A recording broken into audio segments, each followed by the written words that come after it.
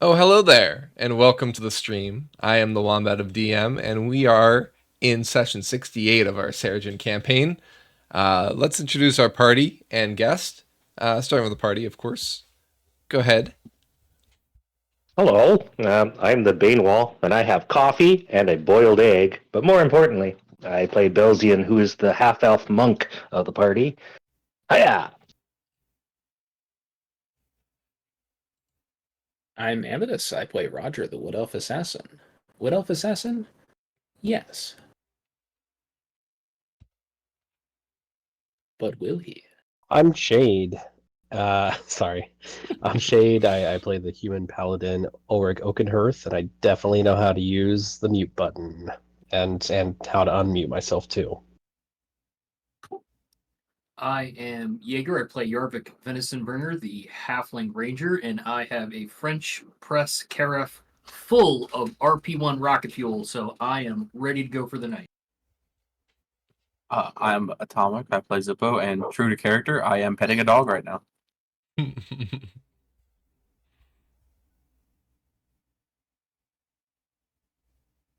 And I am Briar, your Queen of Brambles, guest starring as Bevon Therese, Baroness of Malkavia in Necrata. And I, of course, am the Wombat of DM, and I am currently playing Zictor the Vampire. All right, well, welcome in, everyone. Does anybody in the party want to give me a summary of what happened last time? Sure. Let me go and read the session summary real quick. I mean, you don't have to read it word for word. But Please it's so don't. much funnier if I do. We'd be here a while. Story time with Roger. I can talk fast. So yeah, we made it to Maynir. We were set up for a fight against a Draco Lich, and then did not, in fact, fight a Draco Lich.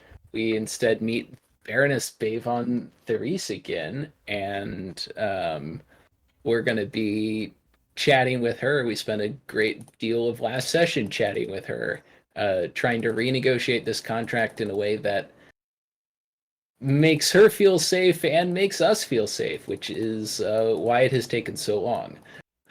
Indeed, it has. It has taken a little bit. The party talked through a good part of last session, just trying to.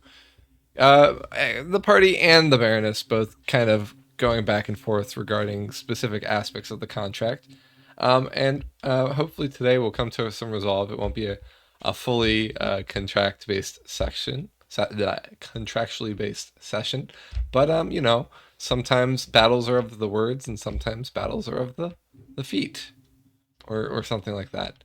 So And I believe last session we got most of the way there. There was just one or two clauses of the contract that we were still debating the exact wording of. for sure, yeah, the marble has been chipped away. We're starting to see the form. Hopefully, we turn into a polished work of art this time, or at least a rough design, right? So, other highlights: party gave Zictor back a map to the secret passage to the Vampire Lands.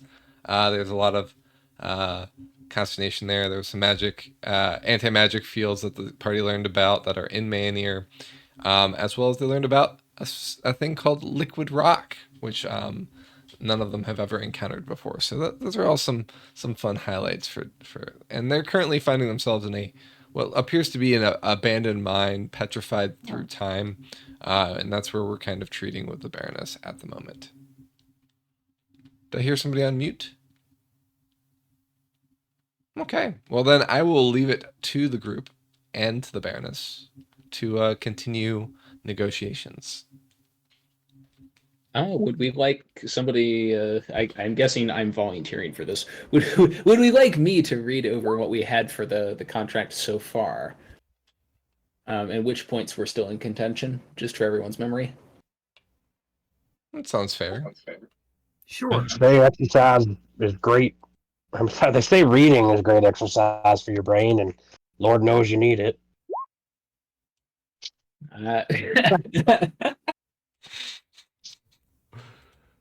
Look, I didn't get this intelligence score by not reading.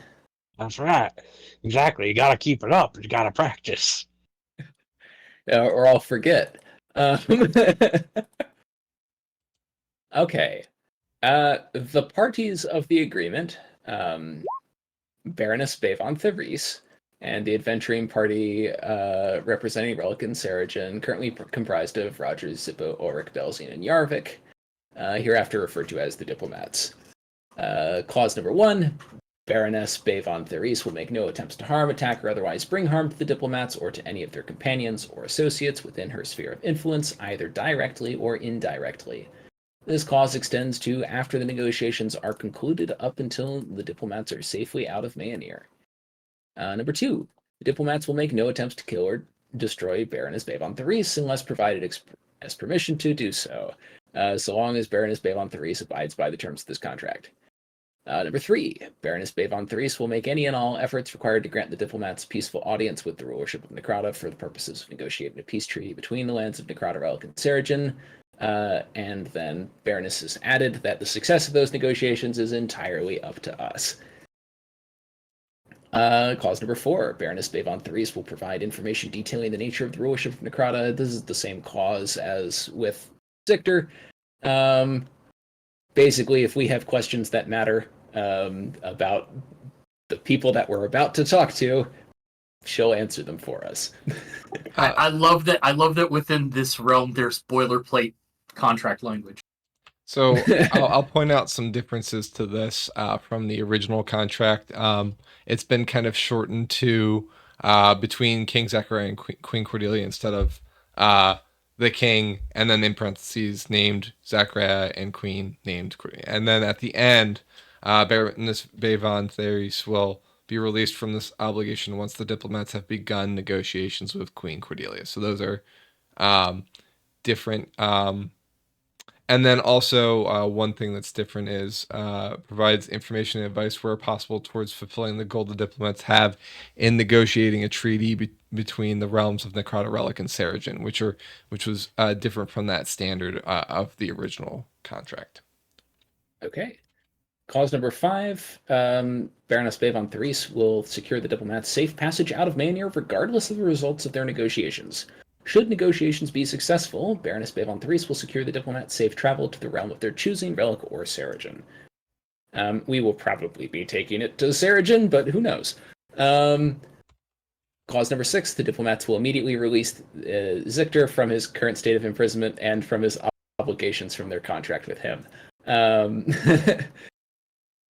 And this is them saying it's okay. Zictor does not need to accompany us at literally every step anymore, and the Baroness will be effectively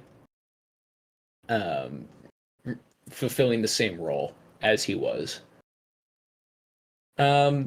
Next clause, Baroness Bavon Therese shall receive the penalty of becoming immobilized for a period of 10 minutes. Should she violate any items within the contract, the contract would remain unbroken and would still remain active until each of the above items are fulfilled. Should the diplomats fail to meet their above obligations, the contract will immediately end. The diplomats will be given 3 days head start, whereupon they will be deemed enemies of Malkavia. That should probably be 2 separate clauses, and I will make it so because I have the power to. On to what I'm now calling clause number 9. The diplomats will return any and all inventions that are the property of Baroness Bavon Therese upon the signing of the contract, which Wombat has noted is currently being contested. We're figuring out exactly when we want to hand this stuff over, but we will, presumably. And number 10, acceptance to the terms of this contract will be indicated by each party in writing by means of signature, other identifying mark, etc. That one's standard from the last contract. So I think really the only thing that's in contention at this point is the second to last clause of when and how we are returning the Marsupialis ring. Is that all that she asked for? Or were there other inventions that she wanted back? And I'm going to actually list out the specific items she wants back. Um,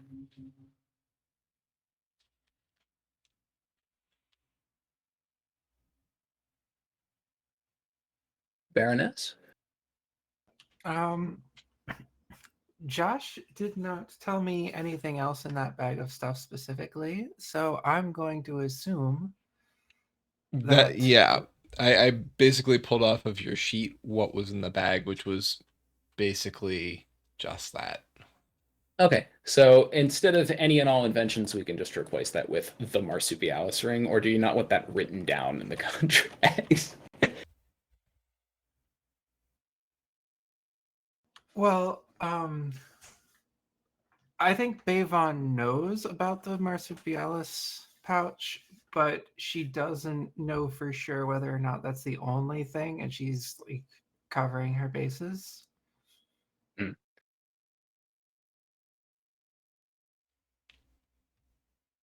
The problem that I have with that is that it's not specific enough. So it would be very easy from our perspective for the Baroness to accuse us of having stolen something, which may or may not be true. Oh, Um, and something else I can clarify, and sorry to interrupt, Baroness, you do know that 2 coins were taken from your altar in your private study. One representing Gormir, the other representing Ire.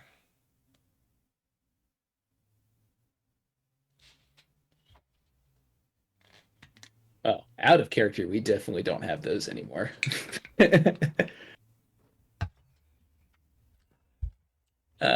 In character, we would not be mentioning this, but out of character, I'm pretty sure we broke those and threw them out. That's okay. They were both failed experiments anyway. Yeah,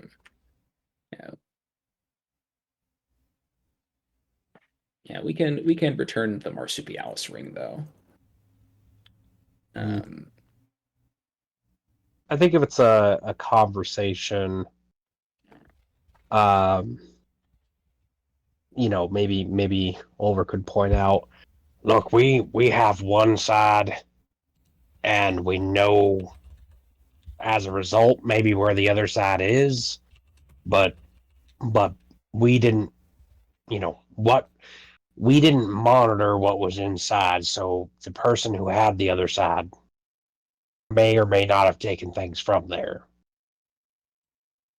Like that's the point he would try to make, of course, is just like, because it's a bag with 2 openings miles apart, like we can't control all of the content. Yeah, that's mostly why we're trying to insist on a specific list of items, and we know exactly what we're returning. Yeah.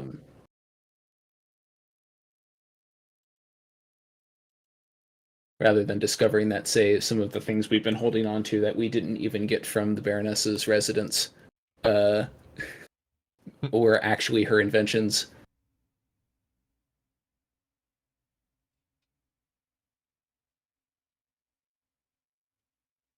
Yeah, we can specify the marsupialis pouch.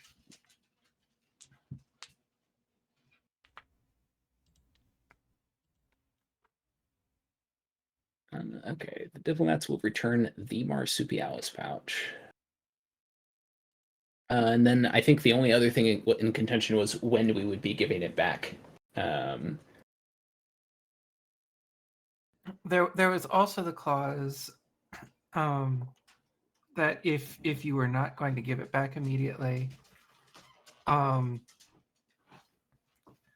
that leaving through the marsupialis pouch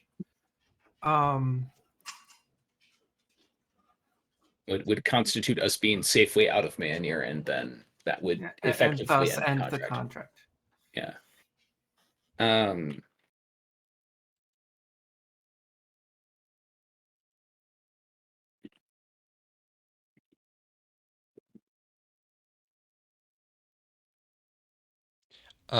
I would say in character. This is added because it such an action would directly conflict with the cause of the Baroness, giving them a safe passage out of Mahanir. Oh yeah, fair enough. Yep, I would that makes sense. I would also venture to say that the diplomats would. No, I'm good. Never mind.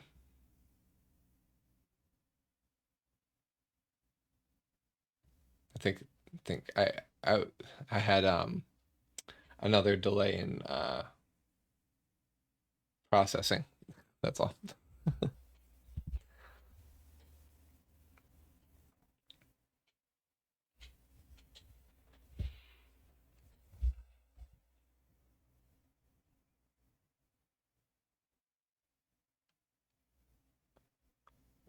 So add a sub clause there, leaving Manir via the diplomats. Should the diplomats leave Manir via the Marsupialis pouch, that would conclude the Baroness's obligations under the first clause.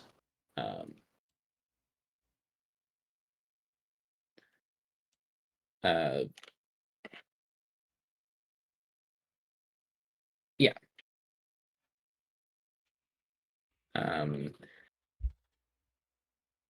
But the Baroness is fine with having that returned to her after negotiations are concluded.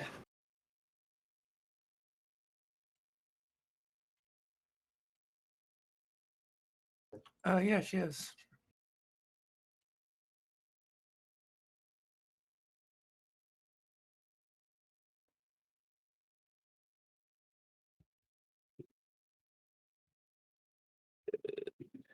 Can't spell. Should the diplomats leave Manir via the Marsupialis pouch? That would conclude the Baroness' obligations under Clause 1, and also the diplomats, and also conclude the diplomats' obligations under this clause.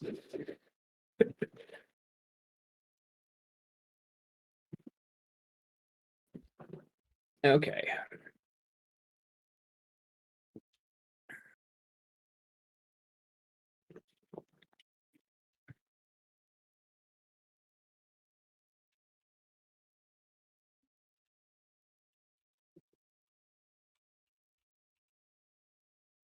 And I guess we can also add that would constitute safe passage out of Necrata, or because that's also one of the Baroness's considerations, and we might as well write that in.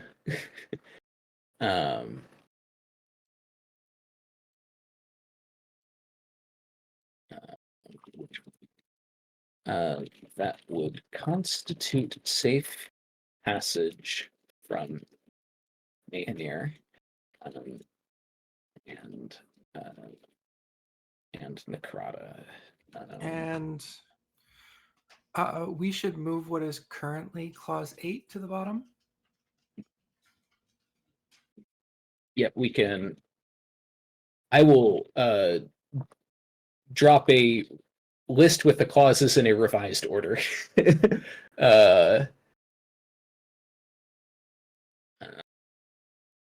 Clause 8.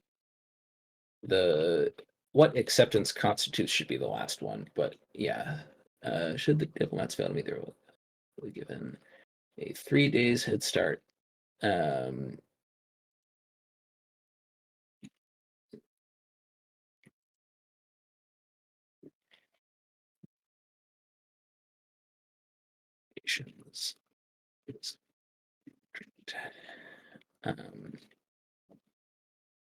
Behind the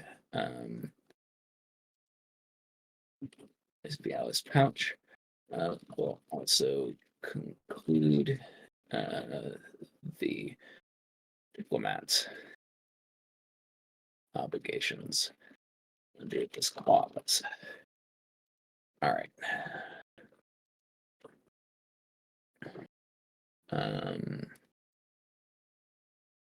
So I'll go ahead and read that clause back out in full, since I've rewritten it a couple of times. What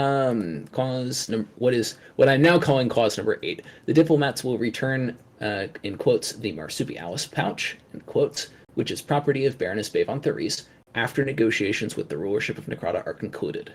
Should the diplomats leave Mayhenir via the marsupialis pouch, that would constitute safe passage from Mayhenir and Necrata, thereby concluding the Baroness's obligations under this contract. Leaving behind the marsupialis pouch will also conclude the diplomat's obligations under this clause.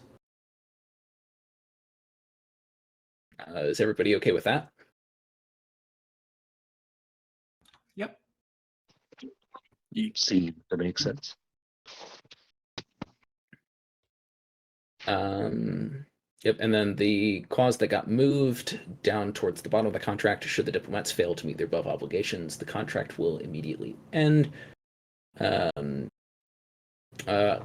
me revise that. The Baroness's obligations under the contract will immediately end. Well, that's basically the same as saying that the contract will immediately end, right? I guess that's No, fine. go ahead. I guess The that's Baroness's fine. Obligations under the contract will immediately end. Go ahead with that one. Well, they're both the same, right? Because we're not bound by the same kind of magic. So we could just end the contract. That's fine. The diplomats will be given a 3 days head start, whereupon they will be deemed enemies of Malkavia. And the only ways that we can fail to meet our obligations, for reference, are attempting to kill or destroy the Baroness, or not giving her back the marsupialis. Yeah, and we've written into the contract that leaving through it and leaving the pouch behind constitutes giving it back to her, because she will have access to it. And we won't be keeping it from her. So yeah, that shouldn't be a problem for us because we already were planning to do, I guess, both of those things. All right, let me drop this in a place where Wombat can see the full text, and I've brought up Discord on my phone now, so we should be okay. well, I've been editing my own copy of it. Yeah. So, actually, is there a text channel over here where we can have Brambles see it as well? Yeah, you could just put in D&D. Or in the chat, the voice channel chat. I'm going to go with D&D because I know how to make that work, and I don't want to take up too much time figuring out the UI. Sounds good. My message is too long. Okay. Yep. I've tried being less verbose, but it doesn't work. All right, there's the first half, there's the second half.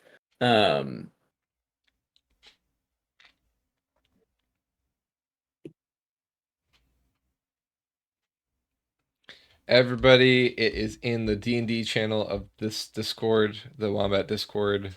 So feel free to read it over, both in character or if you're playing along at home, and enjoy looking at the errata.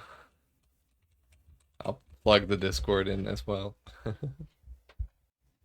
I haven't attempted to do anything sneaky, so hopefully this is just a quick skim to validate that all of the things that are supposed to be there are there. It's looking good on my end. And is the rest of the party cool with it? Rubber stamp of approval. Yeah, I think it covers everything we were worried about. Still reading. Want to make sure Bavon is behaving. No, it looks good.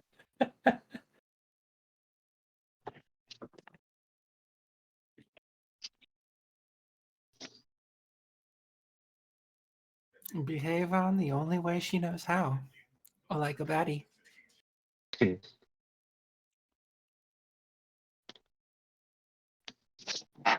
We just need to put on some George Thorogood and the Delaware Destroyers now.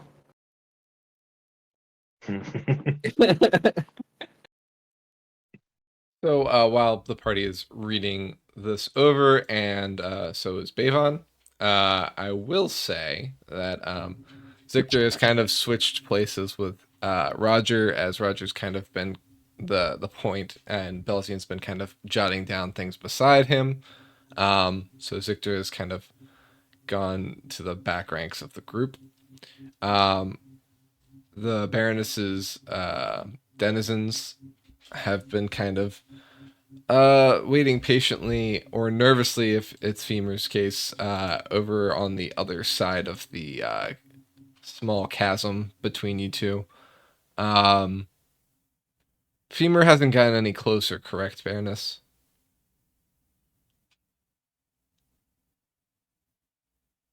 Femur has what? Has Femur gotten any closer since he went down to that landing? Oh yes, he's been slowly getting closer. Okay. Looking very furtive as he does so, followed by one of the abominable creatures with a giant eye. Mm-hmm. Okay. So yeah, they're kind of joining the group slowly. The rest of the mine appears to be fairly somber at the moment. You can kind of hear the drips of water in the distance, and it is fairly warm in this location, despite not seeing any liquid magma. You're in a cave, but it's fairly warm. You feel blasts of hot air occasionally from the further into the cavern.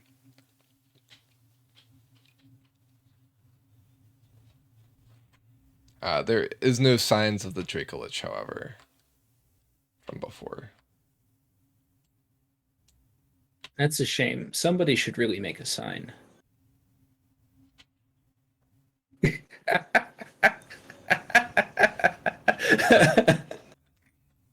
flew into that one.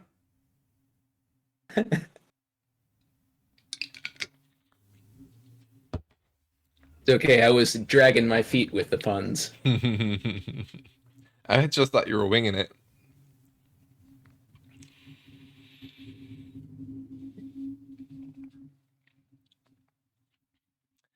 Uh, as always, I'll be saying. As always, I'll be saying thanks.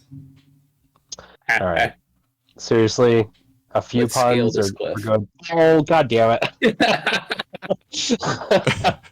Let me do the walk up first.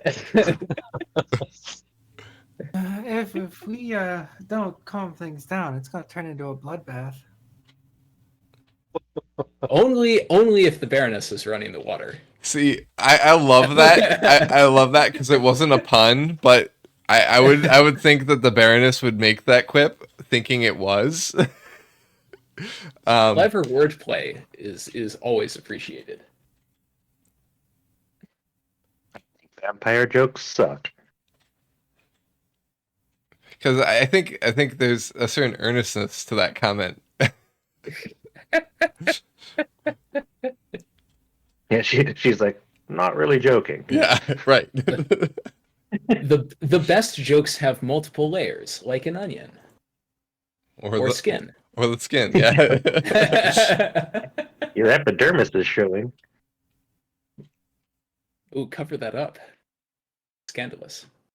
Oh, That's how we get ratings. Benji wants to come and play, so I'll be right back. That's how That is a good point. we have ratings?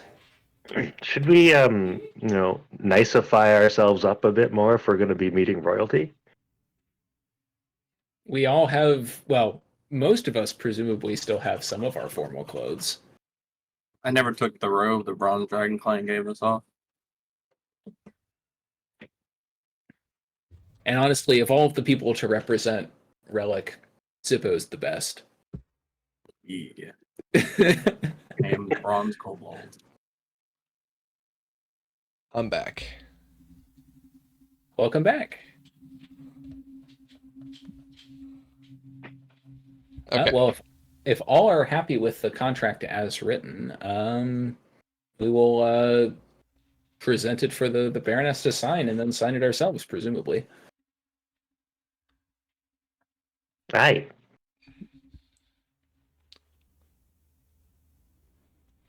Yeah.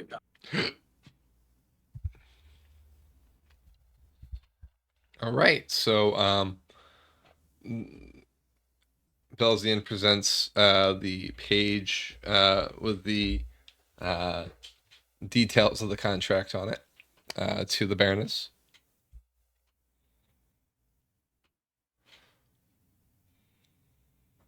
The Baroness will whip out a very fancy quill. And Femur presents a small tablet. She places the paper on the tablet and flourishingly puts her signature on the contract.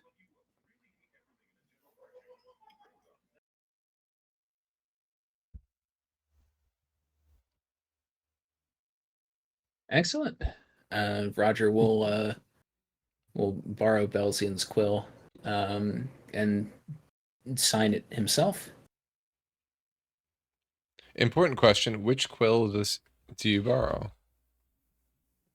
The real one, not the fancy one that Jordan gave us. Okay, just making sure. Standard issue. A standard issue quill. If that ever comes into contention, we have other things we can write with.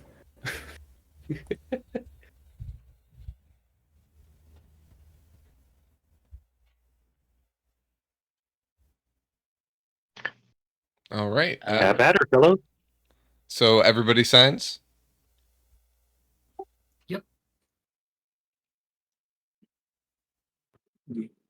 No, I roll an initiative. No, I'm just kidding. Yes. Oh, no, we're doing that. I mean, And roll. Once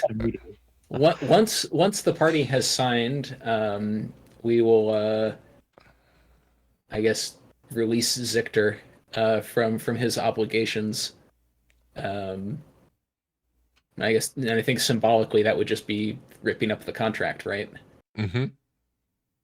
I'll symbolically break the contract with Zictor by physically destroying the paper it's written on and saying, "We release you from your obligations, Zictor. Thank you for your help getting us this far."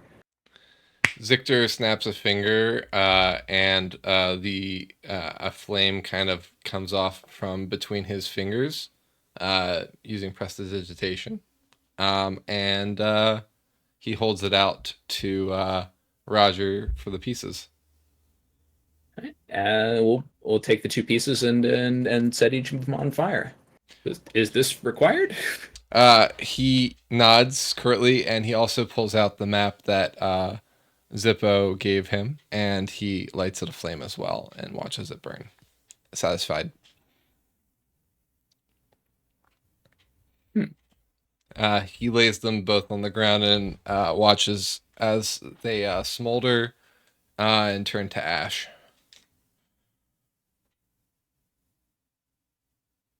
Ooh. Well, that was fun. I'll take a few steps away from him.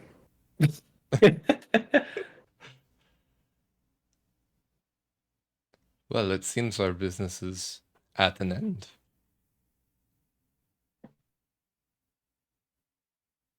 Pleasure doing business with you. It's good working with you.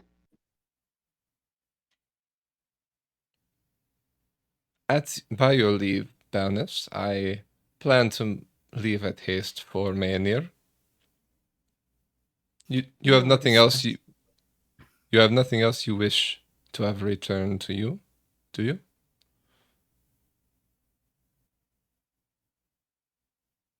She eyes him pointedly.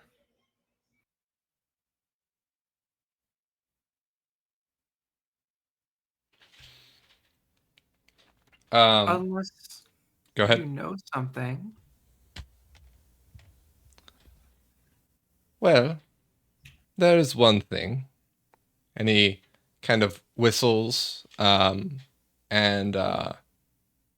Bartholomew trots over.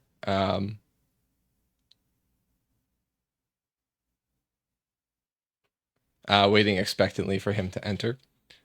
And he fishes in his pocket and he pulls out a small bag. and he walks up to Ulrich and says, "Comrade, I believe this belongs to you." And he hands you the bag.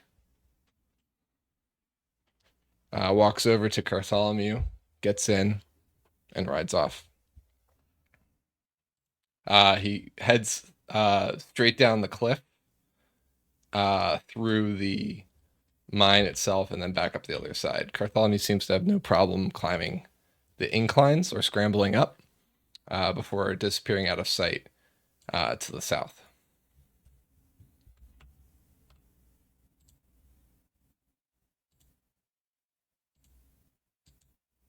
What? I mean, is this a bag I recognize? It's just a small leather bag. Uh, Seems to have maybe a few items in it. Oh, your signet ring. Colin. Okay. I mean, Ulrich will. If Ulrich doesn't recognize the bag, he will try not to betray any kind of like surprise of receiving something presumably random, or not random, but like something that he doesn't want to necessarily reveal what he doesn't know what's in it, so he doesn't necessarily want to reveal what's in it to the Baroness. So he will try to show a sense of like, oh, yep, that's a thing that I expected to get, and just put it into his bag proper, into his bag of holding. That is. Okay. Can't reveal what it is if you don't know what it is. Yep. I mean, he wants to.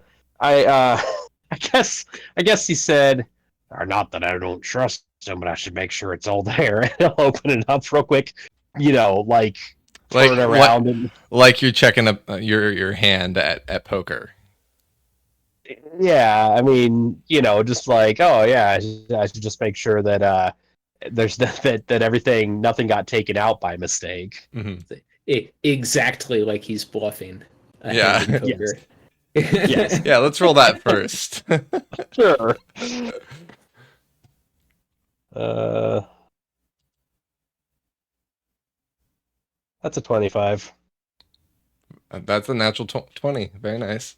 All right, so That's you expertly lie as you generally do in this campaign, and you take a peek inside and see the familiar gleam of your signet ring and a small piece of paper wrapped inside of it. yeah, he will pull out the fucking signet ring on its own without the paper. He goes, right, that's where I put that ring. Very clearly, and at the same time go, you know what? He'll just leave that discussion with the others later. Okay. Yeah, I think we're all aware of what that means. Yeah. Suppose gonna pull out his notebook and on the very last page he's gonna write "Vampires I Hate" and put Zictor's name right underneath the Baroness's name. He will kind of. I think, the Baroness has been informed by Zictor, and she already knew this previously, but he will go ahead and make a telepathic thought to everyone. Now the question, of course, is: did he do that on his own, or did the Baroness somehow send him? They got some weird energy between them.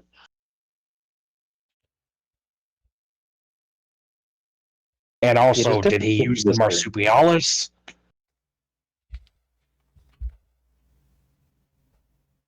Maybe he had one of his own? Well, that's all sorts of problematic.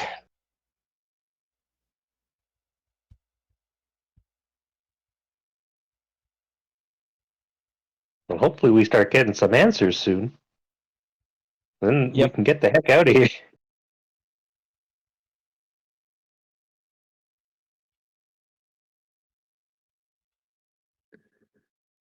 Oh, very well. If that's everything, shall we? we shall. Indeed. We have a ways to go yet, but I think I can make the journey interesting for everyone.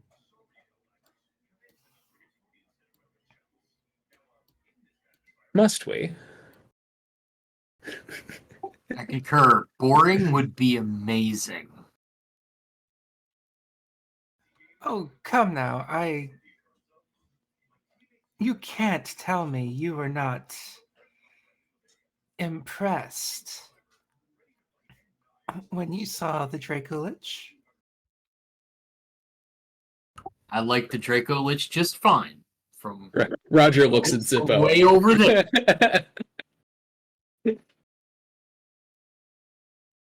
It's ruined now.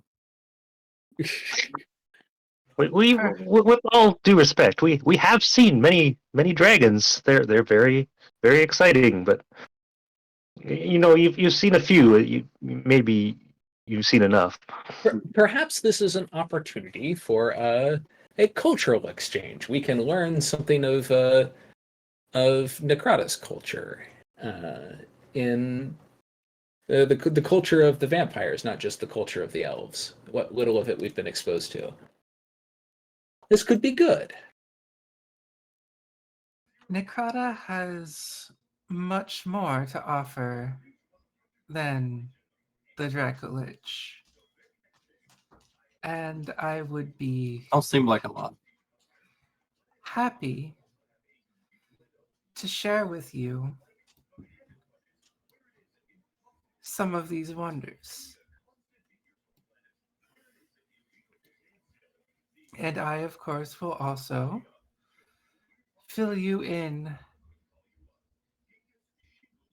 on any questions you may have regarding your diplomatic mission.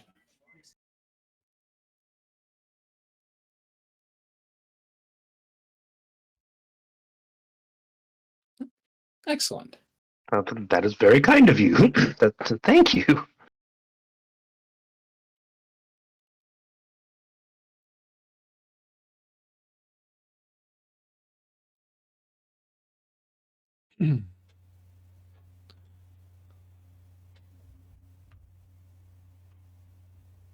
All right. With the party kind of in agreement for this venture, does anybody have anything left to do at the mine before we continue? Nope.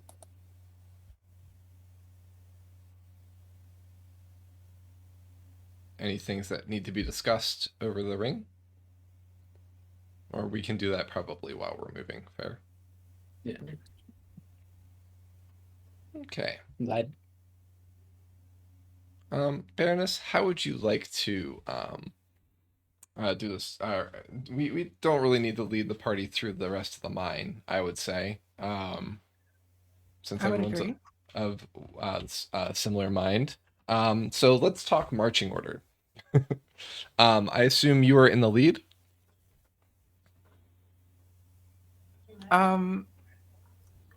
Almost. Femur, of course, will be in the lead. Okay. And then how about your other compatriots? I assume one will be in the back. Sorry, go ahead. Baroness will be flanked on either side, or on one side by one of the abominations. The other two will be in back with the collective. Okay. And how about the bodies?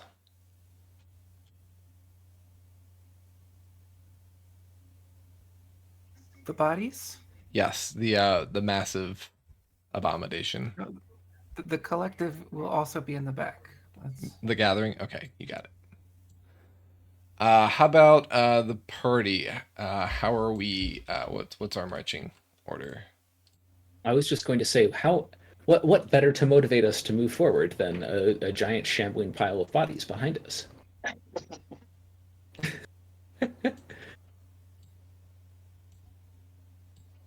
I guess Roger can bring up the rear with the shambling pile of bodies. Would it be much different than how we normally march? I would suggest that we probably have somebody with natural night vision in the lead. Oh, well, that narrows it down slightly. Let's put Roger in the front since he's less likely to randomly attack the Baroness than Zippo. Are you Okay. sure? If you do randomly attack somebody, the shambling pile of bodies is a lot less likely to get the whole party killed. Just remember, duck sausage is the word. And also, presumably, the threats are up ahead of us, and we would rather you be protected in the back than up in the front as the squishy. Fair enough. Look at us go. Duck sausage, by the way. Duck sausage. Are you enacting the plan, Zippo? Oh wait, what? No, I would- whenever Jarvik would have said duck sausage is the word, Zippo would definitely just say it immediately after, Oh, I've completely forgotten. the because he plan. doesn't. He's like, I don't like this plan anyway. I like that plan better. Zippo, you're gonna lose your duck sausage privileges. I'm the Zippo that cried duck sausage. Okay, Only Hopefully vegan not. plant-based sausage for you. you monster! How dare you! I gotta be careful. Memeing around with the rest of the party, we might accidentally execute Order 66 or something like that. What? I would I- say that clause was baked in, right? Eh.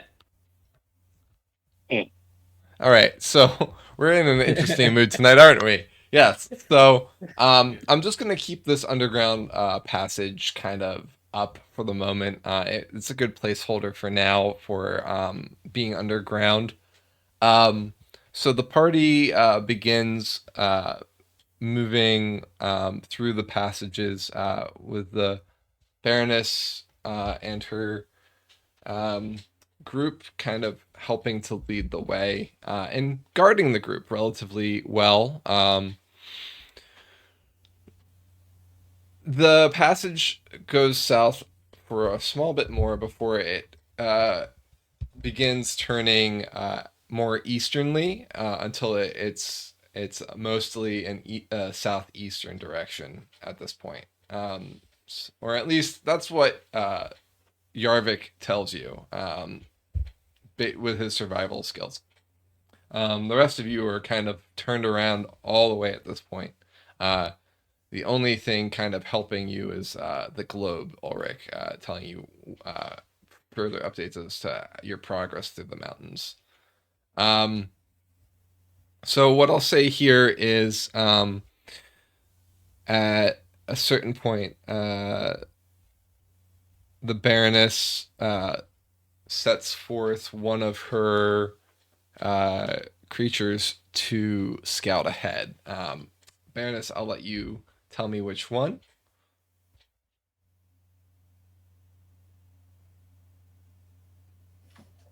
This one. Okay. So that one moves faster than the group up ahead, and I'll let you kind of take on from there, and I'll describe things as they happen and whatnot.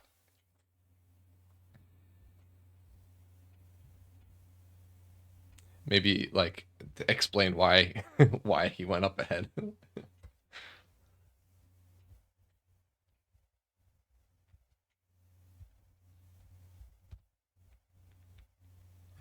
I have sent a scout ahead so that I'll be able to better lead you to and around some of these extraordinary sights. Some of these things you don't want to see them before you don't want them to see you before you see them.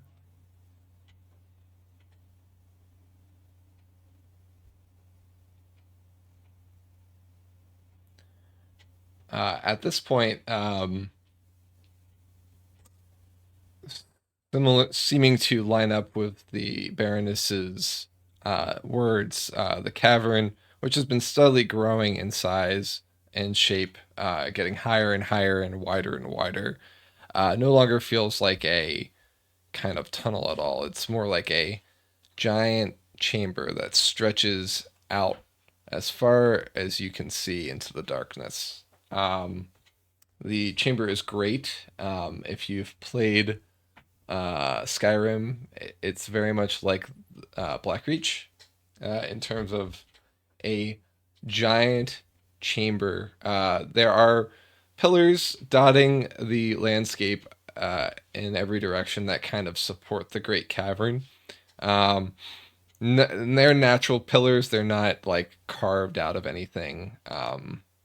Maybe at one point in time might have been great tree trunks, or perhaps that's just the only thing that you can think of that kind of is of similar size. It does resemble the elder trees in some shape and form, but at the top it just kind of meshes with the ceiling and support as in an arch-like manner. Great stalactites and stalagmites lurch up from the ground or rise down from the ceiling. And you're kind of at a rise that goes down into an incline into this large space. I love what you guys have done with the place. Very roomy. You don't see any evidence of a city of any sort in this area. It just seems to be the largest cave you've ever seen. It's much bigger than the cavern that the goblins were in, for example. Well, it'd have to be at least 3 times the size.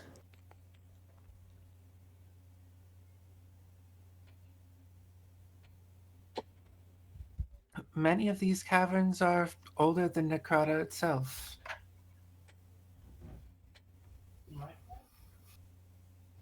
You can find ruins of civilization that predates us. Fascinating. From the before times. Do you think that they would have carved out these caverns, or are these more of a naturally occurring kind of thing? I think it's a little of both. Would you like to know more about the Dracolich? Yes.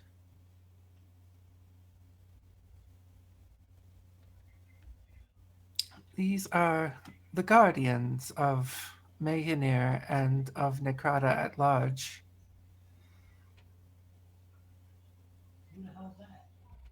They answer only to the Queen and King and certain nobles of the Vampire Order.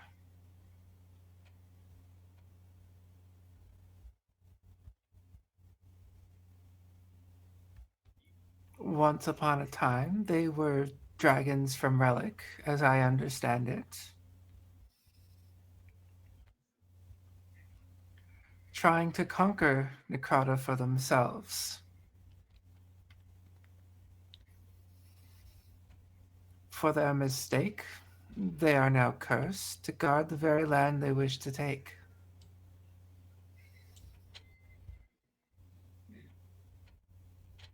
People are really good at lying in your history books. You know, Zippo, some of these people were around at the time. Yeah, and they just happened to hide long enough to be able to make the history books fake, apparently. So, how do you think? I'm sorry, Zippo. I do need to ask. How do you think the Dracolich came to be? Why do you think it's working for the vampires? Because the dragons, when they got over here, realized, hey, this dragon over here has more land than me. So they fought each other, and they just so both happened to die because, only dragons can kill a dragon. And so when they fought each other and they just so both happened to die, the sneaky little dumb vampires came over and was like, ooh, corpse. Boom.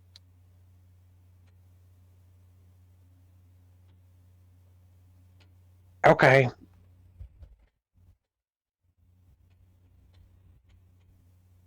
Baroness, while you listen. So, Oh, The Baroness will laugh. Just a sincere, open laugh. so, Baroness, um, you said that only certain nobles can, that the Draco Lich only obeys certain nobles. I seem to recall that you're relatively new in your position, at least in the grand scheme of vampiric longevity. How did you come to wield such power?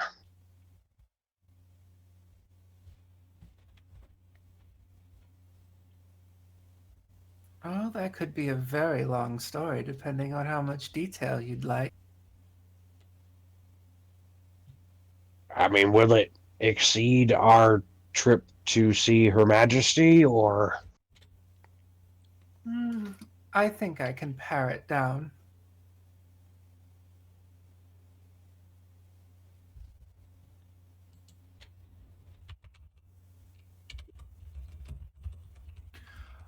Once upon a time, there was a child living in Necrata.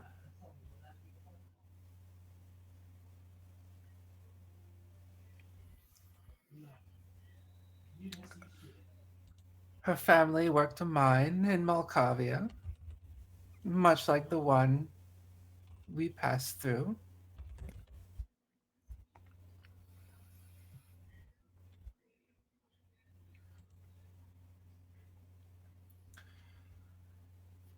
It was hard. The days were long. There were no toys. If the child did not meet her quota for the day, she would be beaten or starved.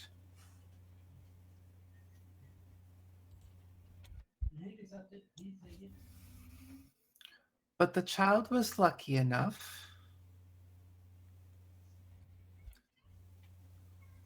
to catch the eye of a vampire.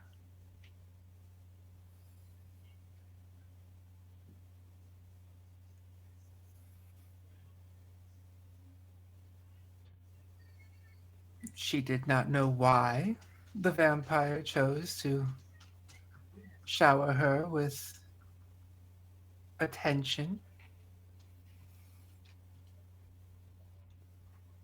But as she grew,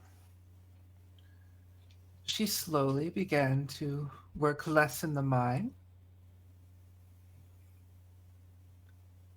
and more at the villa where the vampire spent most of their time.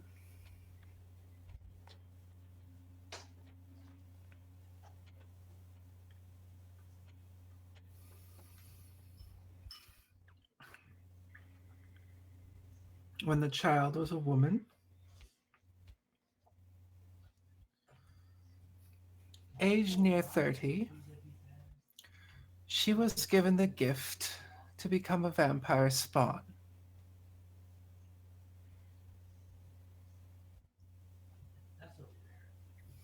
She was presented to the Queen of Necrata,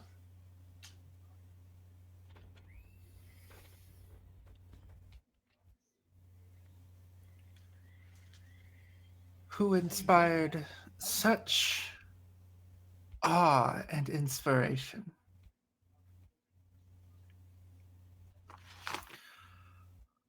The woman was ascended, and she resolved to do everything in her power to become the Queen's confidant.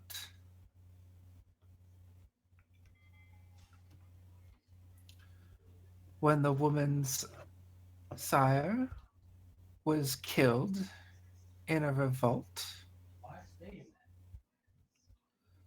the woman stepped up and single handedly crushed those would-be revolutionaries.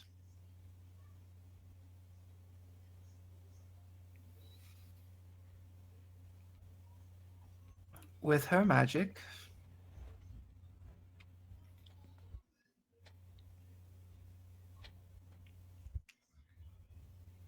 she punished them all by turning the whole town into one shambling creature.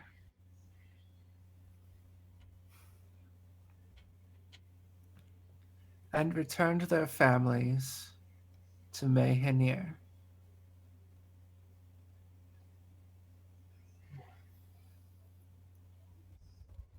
As the deliverer of blood, the new vampire was given the lands of her predecessor and became Baroness of Malkavia.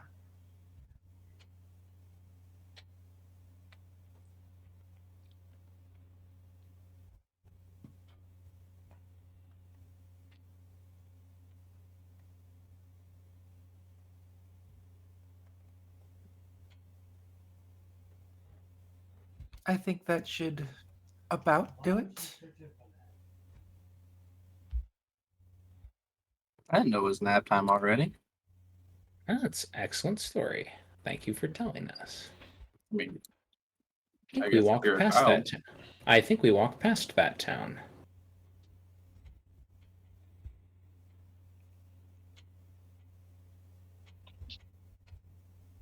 Glad we didn't get subsumed or eaten or whatever happens to living creatures when they encounter such a thing. I mean, it does seem like a great way to keep all the families together. Did it have a tower? Yeah, I think so. Or steeple. Out of character, I'm pretty sure there was like a lighthouse-esque building. in Oh that yeah, town. lighthouse. I'm sorry, I used the wrong word. You're right. And you very well may have seen some of my work. Had you Impressive. gotten closer, you may have even seen my parents.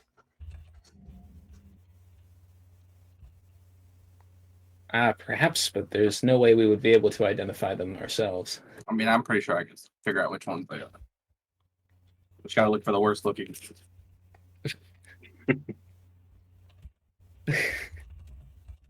It's the lingo of the younger generation, you see. Bad means good sometimes. No, I mean Sick bad is bad. means cool. It's a good thing we didn't limit ourselves from sick burns.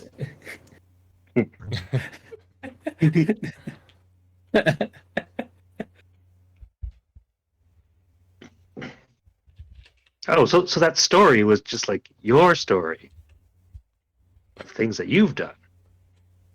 I was wondering why it was so boring. Well, I enjoyed it. I appreciate it. Thank you. I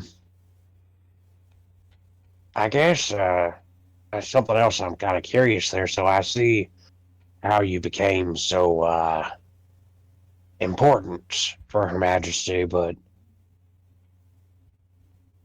you used a term there that I don't think I've necessarily heard before. I mean, it makes sense, but I've never really thought about. I mean, vampire spawn. What does that mean?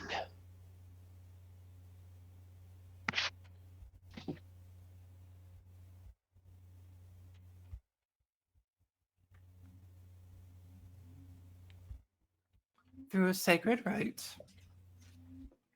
a mortal may be ascended as a vampire spawn. They serve directly under their sire,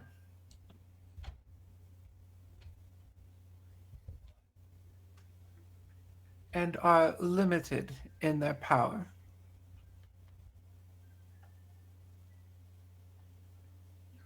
When a sire is killed, or another sacred rite is overseen by the king and queen, a spawn is ascended further to further vampirism. Oh, that's interesting. It's very hierarchical. So, uh, gosh, you got me wondering now.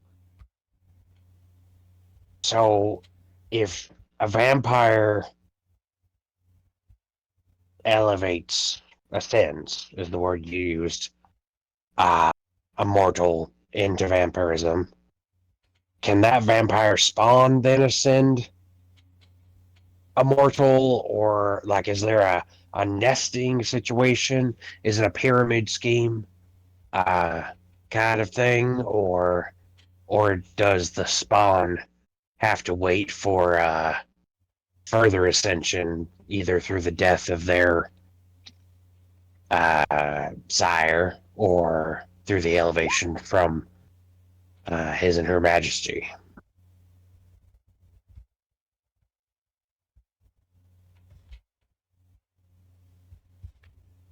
The latter. Spawn cannot create more vampires themselves. Necrata has a very strict policy on who becomes a vampire and who has earned the right to ascend. Well, but forgive me, uh you know, you clearly have things figured out here in ways that places like Relic maybe do not.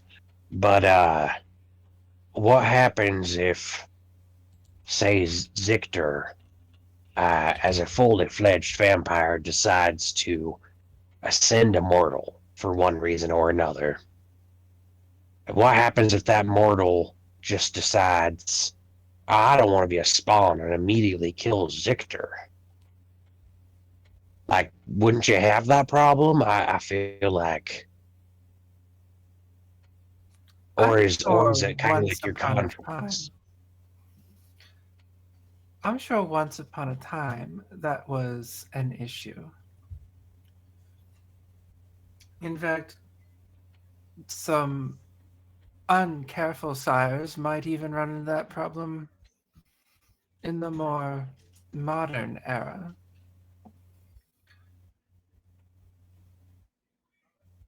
But generally, a spawn is beholden to any command by their sire and contracts that they have made.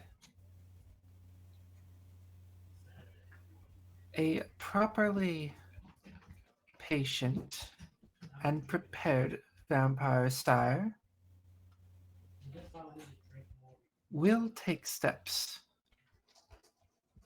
to make sure that their spawn don't betray them. Steps that include being very picky about who they choose to ascend.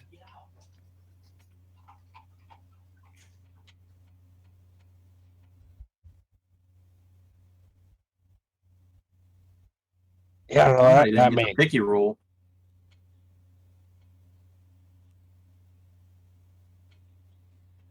Sorry, were that there all. people talking at once?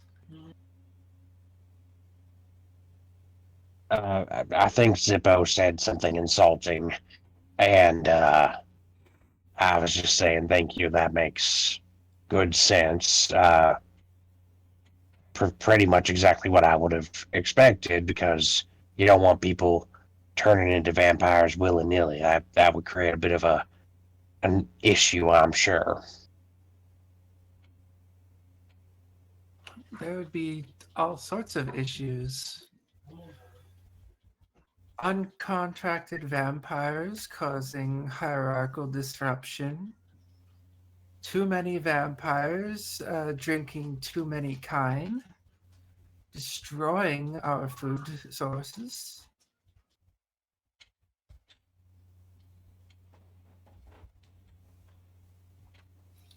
This kingdom once was many, after all. And the population is slowly growing, but it takes a very delicate balance.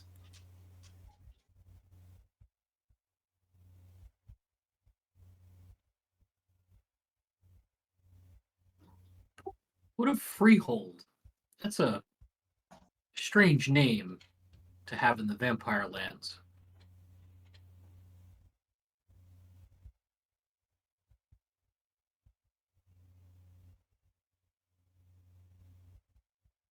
You think so?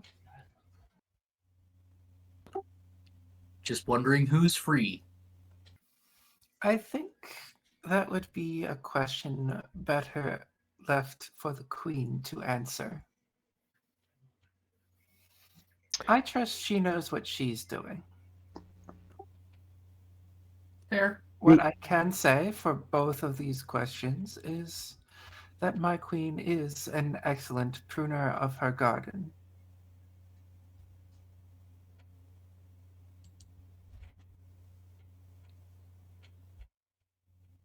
Far does this garden stretch before we get to meet your queen?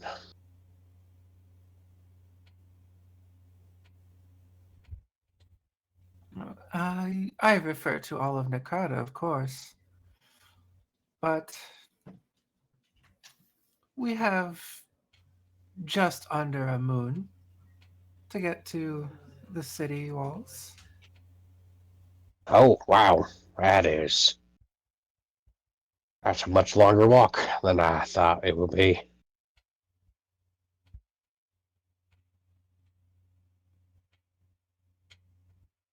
Is it that deep within the earth? It is indeed. Wait. Be silent. Get low.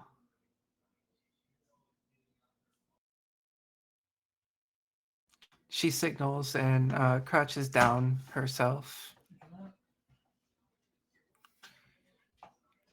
And just Follow her lead. and just for description purposes, as you have been talking, of course, you've continued to travel, so you are within the cavern itself, not at a height above it, looking over it. So you've descended down into the cavern and are traveling amongst the tight stalagmites and open stone that your footsteps echoing into the distance. That is until you stop and crouch down, of course.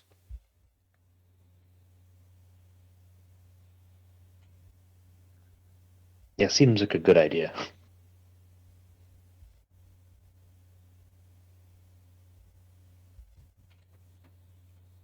Do you see it? And she points. Okay, so floating off in the distance, perhaps 500 feet. Um, your eyes have now, whether you have dark vision or have natural dark vision, night vision, you tend to see, for some reason, you see a bit farther in these caverns, as if just the very nature of being here themselves has doubled your sight. Um, or maybe it's perhaps being in the presence of the Baroness. So, I want the site. what was that? Zippo no longer wants the site. If that's what the thought is. Perhaps you don't know exactly, but you see off into the distance what appears to be a large skull. The skull is not the size of any gargoyle that you've ever seen, and in its center, rather than two eyes, rests one large eye. The eye is made out of a glowing light instead of an actual orb of flesh. The skull itself seems to have lights peppered around it, floating alongside of it, and they seem to be twisting this way and that, looking around, quietly, floating, slowly illuminating the area. Its mouth twisted in a pointed, teethy grin.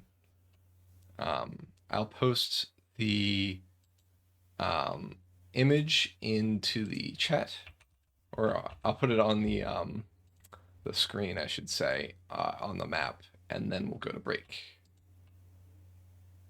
Dun dun dun. I have a feeling Belzian is going to say something like, "Oh, that's a big boy." I haven't seen it yet.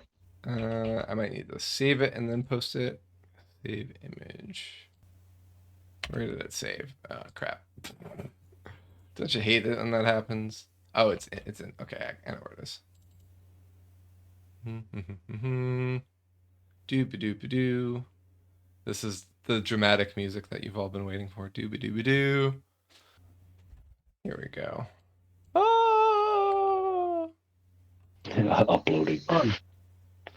Oh, that's a big boy. I was gonna say it's not that big. Exciting. All right. It keeps getting smaller. Is it moving? It's further away. Is it actually shrinking, or is it just moving away from us very quickly? Well, I mean,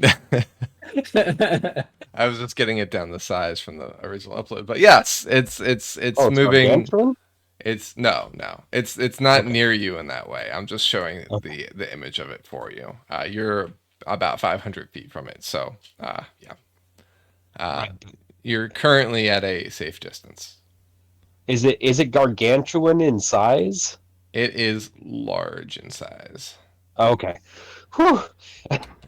That's no moon. That's still pretty big, though. Yeah, large is massive. Absolutely. No, large is large. Okay. I'm gonna go take a All right, so we'll be back in 10 minutes. We're just going to take a quick break, and we are back from our break as the group is looking out at the Baroness's first show and tell.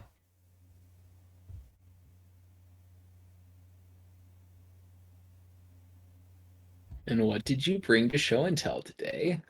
An eye tyrant. Death Tyrant.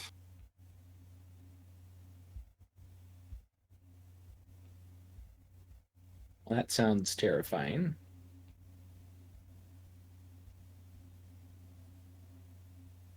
What have you got there? A smoothie.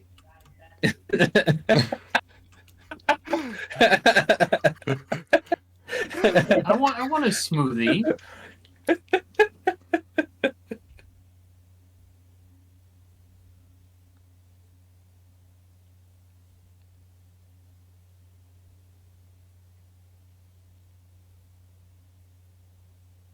So the as you have named it, the Death Tyrant continues to float silently in the distance, going in and out of different columns, looking everywhere at once, seemingly, using its many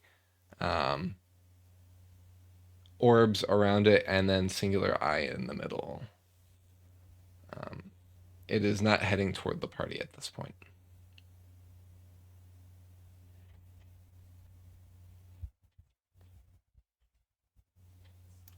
We will stay low. We will stay quiet. We must not let it see us. It would go very badly for you.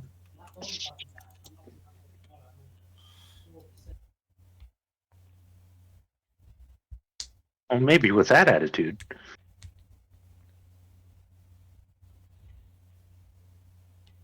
Would you like to test my assessment? Normally, yes, but we'll let you take the lead here.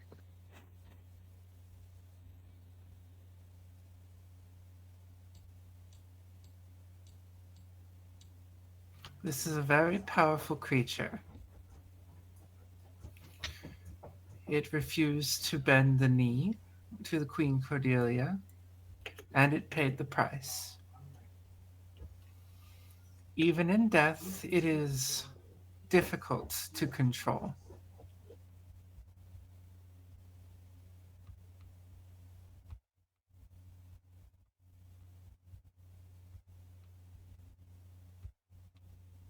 Shall we continue on?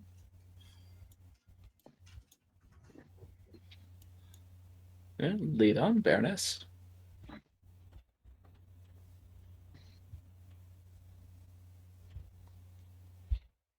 All right. So the Baroness leads you in a great arc around the area where the Death Tyrant is, giving it a wide berth. But nonetheless continues to lead you ever more southeast. She seems to, without needing to get her bearings, know exactly where she's going.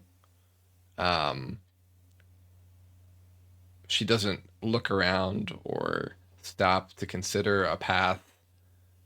She knows this place well.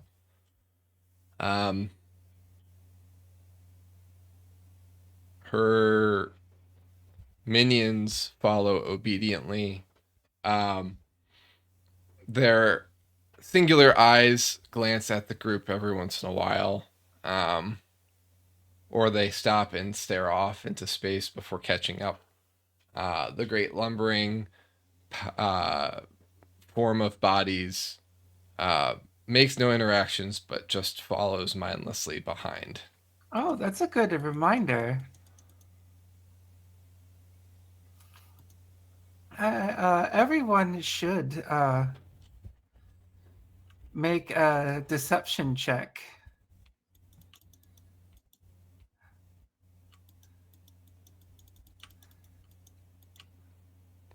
We're doing some deceiving. Yeah, everyone make a deception check. Sure, what for? What did we lie about? Because I've just done the exact You are- opposite of what I did previously. Whoa. Attempting to prevent these giant-eyed beings from taking one of your secrets. It happened to me last time. It tickled. I thought that was a saving throw. There's a charisma saving throw, wasn't it? Last time? It could be something different. I'd much rather the deception skill roll, honestly. I mean, mine are the same either way it goes. The only added bonus to the saving throw is I get a +5 from all work.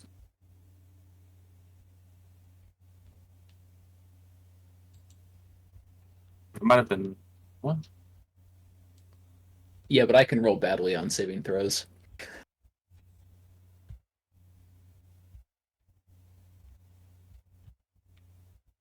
I think what it is, it's an opposed check.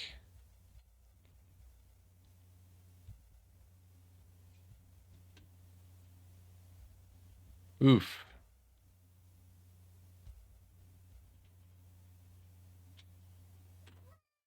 Oh no.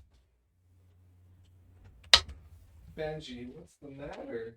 Okay, so Saving throw? Oh no, and leaves immediately. He told me one of his secrets, and it was that he wanted to be let out.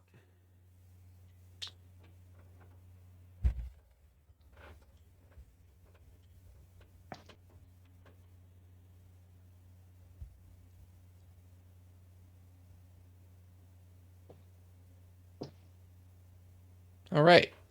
So I see a bunch of rolls here. Auric fails. Zippo fails. Jaeger succeeds. And Roger fails.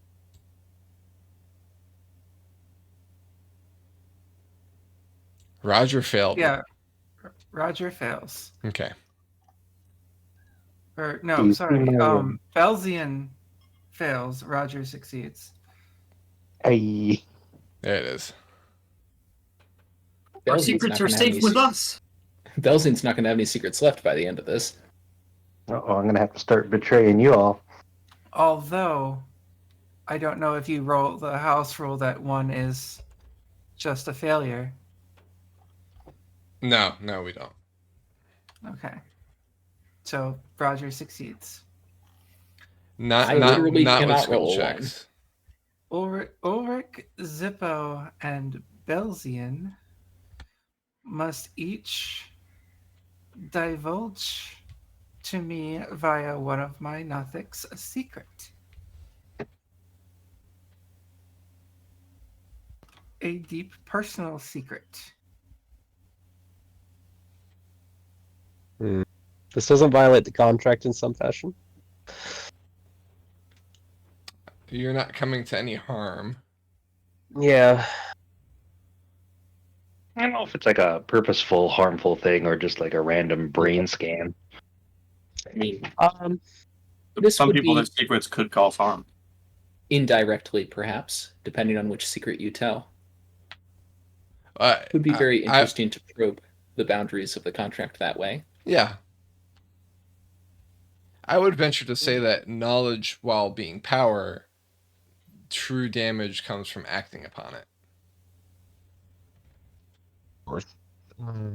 No, I was being cheeky when I was asking. I don't really. No, yeah, I Like, know. It's fun conversation. Ba, ba, ba, ba, ba, ba, ba. Wish I was immune to being charmed, just frightened. I think Ulrich, the secret that your Nothic will get is Ulrich has been contemplating whether it would be worthwhile to pursue vampirism for himself.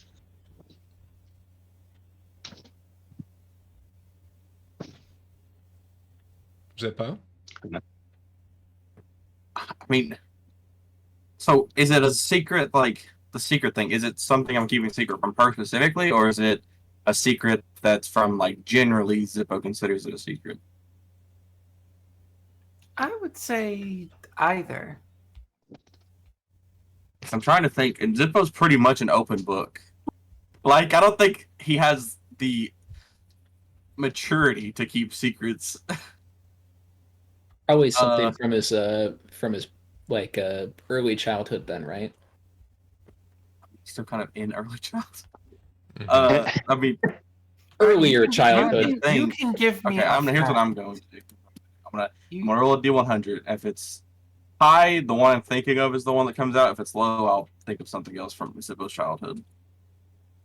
Okay, so yeah, sure. Zippo has killed more than one kobold of his tribe by accident.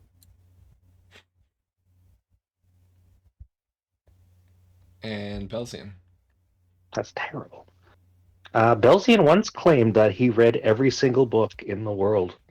And he definitely did not, because I don't know if that's actually possible. And especially knowing now that there's more than just Seregen, he has definitely not read every single book in the world. And he feels great shame in case someone finds out and actually calls him on it. His psyche would crumble. He would be very upset.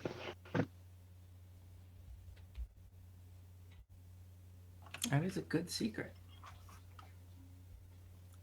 And you will notice that these creatures will look at you, just like stare at you for a moment, and then they'll gibber vaguely, muttering to themselves like they're trying to keep a secret.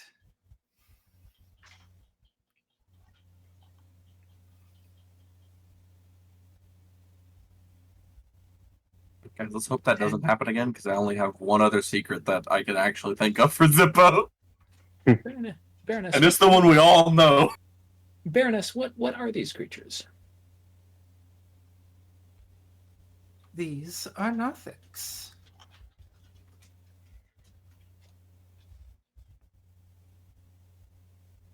They are, in a way, related to what we just saw. A lot less so if they're serving you.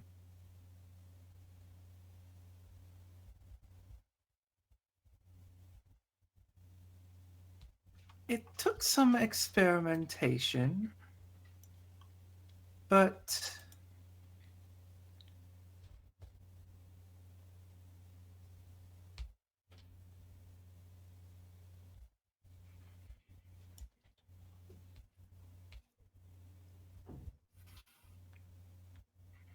I and many of my predecessors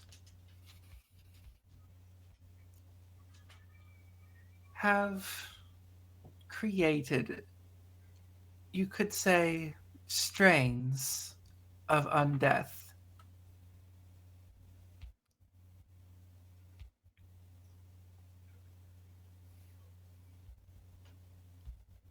My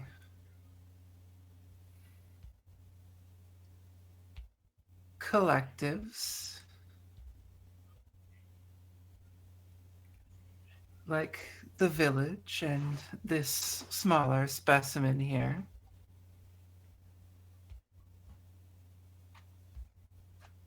and these Nothics are some things that I have had a hand in creating.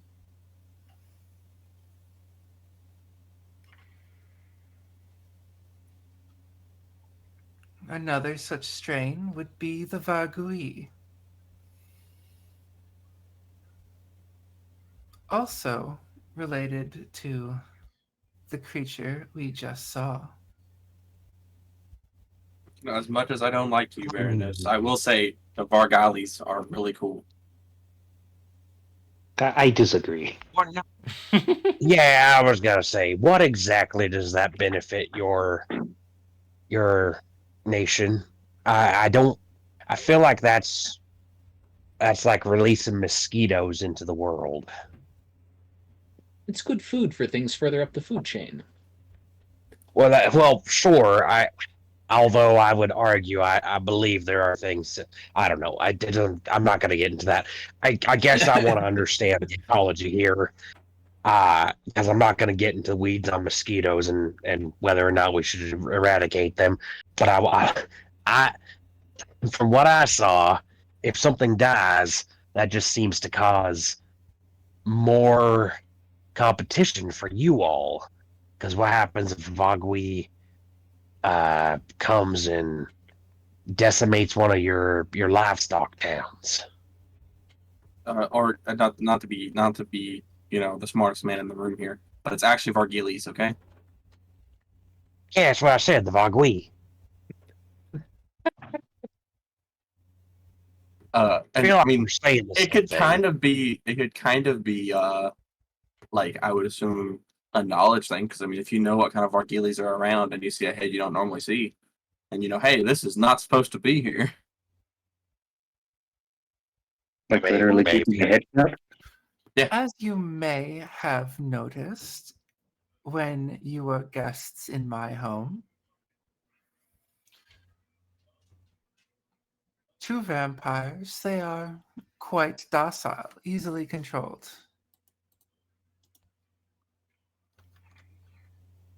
But to the masses of kind we keep, well, fear is an excellent motivator, and the Vargui are excellent at controlling the populace.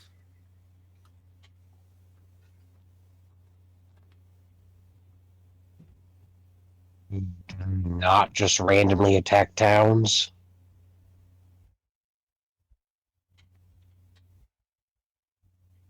It's relatively unheard of for a Vargui to behave randomly.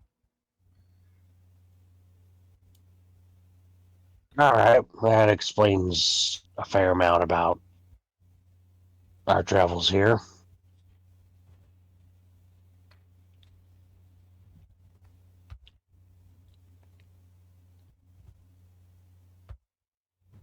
If anything, they were frustratingly predictable.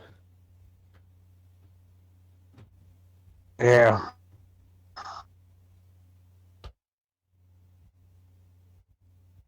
They certainly spiced up our nights around here. As the group continues,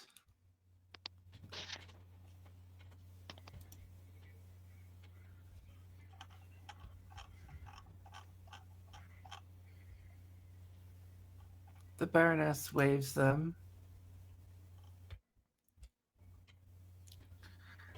and around a pillar, you can see an indentation in the floor with a long abandoned sacred shrine to one of the 11 gods. Greatly in disrepair.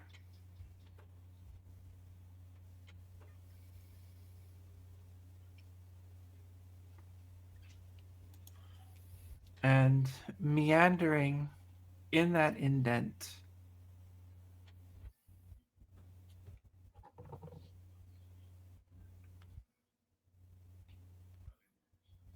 is something Josh will describe. Yeah, certainly. So, Benji needs to be let back in. Let me do that.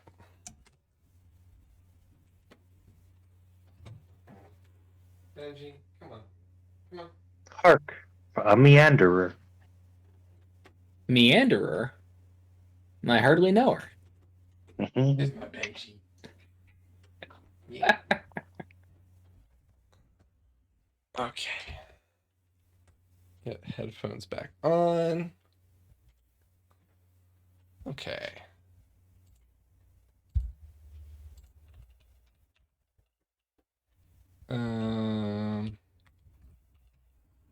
Benji, stop. Ben, he's clicking on stuff. Sorry. Luckily, he didn't end stream. He is the DM now. I am the DM now.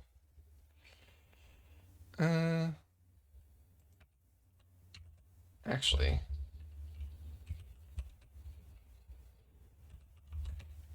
I'm gonna do something.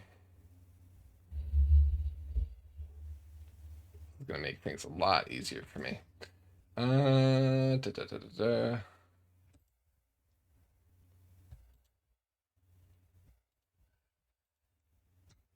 Okay, so wondering about um,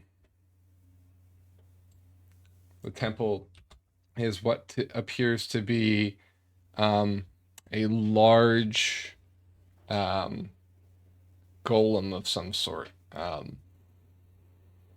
Let me bring up a picture and then we can kind of go from there.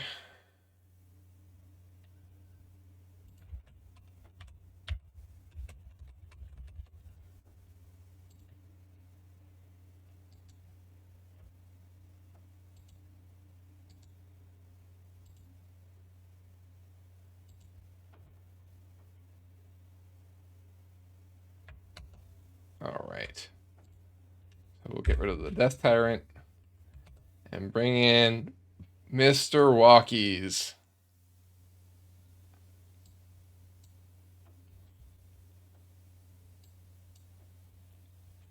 The creature seems to be made out of stone itself. It has a gem in both eyes, and it seems to be patrolling the entrance to this sacred site.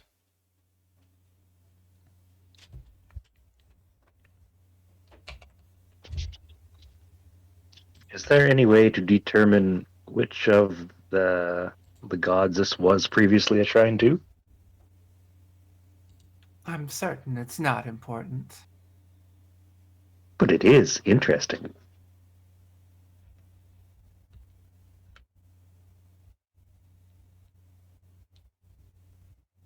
I never cared to learn.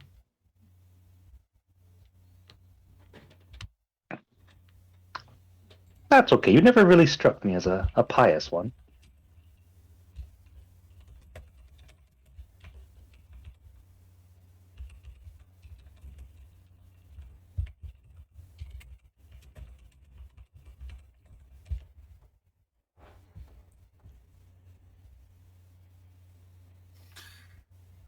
There are many of these eidolons throughout the mountain range,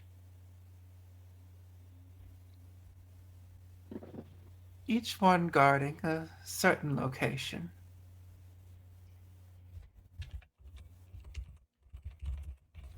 They're not identical, but they have certain features in common. And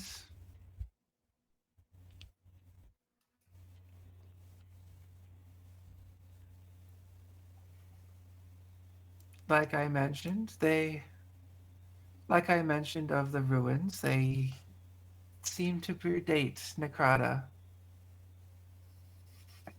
You will probably see some more up close guarding the church in Mayhanir.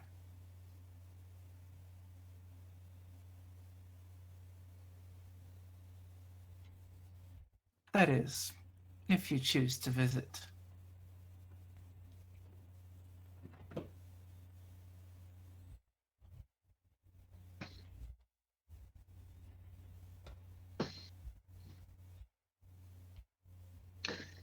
I think we had been advised not to stray too far from our goal of meeting royalty here. But would you say these things friendly, neutral? What are they guarding?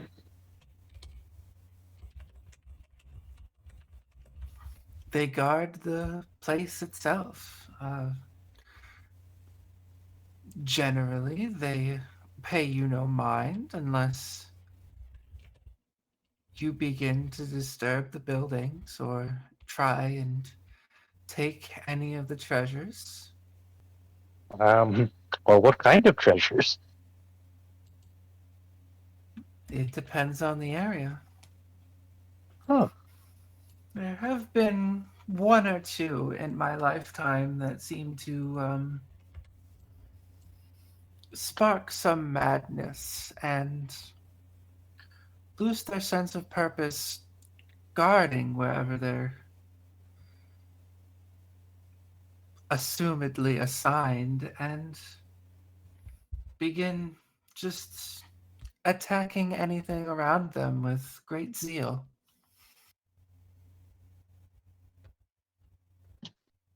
The erraticness of this one suggests that in a few centuries, maybe decades, this one might also go rogue.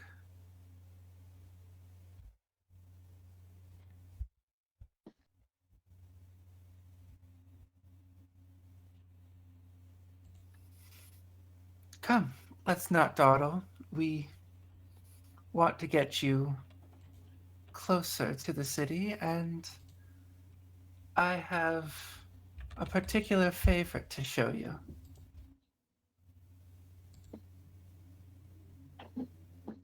Sure. Onward we go.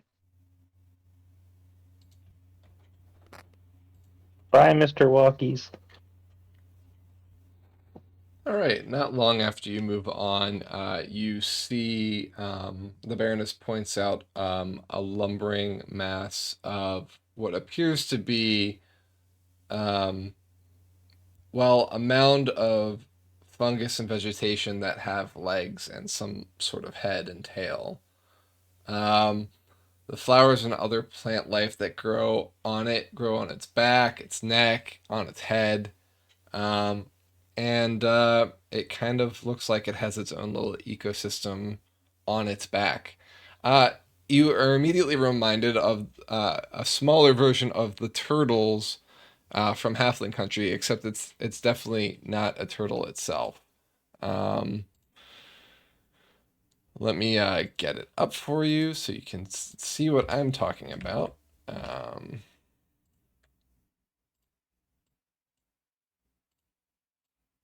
Bam. Looks like that. It's large in size. A curious creature. Indeed, and one of my favorites to be found throughout all of Nakata. Isn't he magnificent?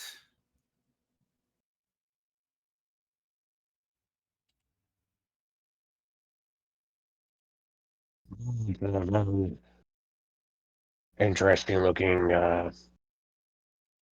Is animal the right word? It is a whole ecosystem, a microcosm in perfect synthesis as one entity, moving around the caverns around Mehanir.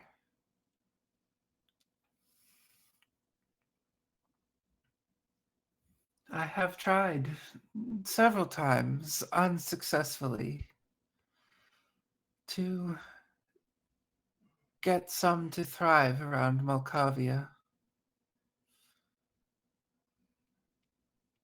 It will take time, centuries maybe, to readapt the biome.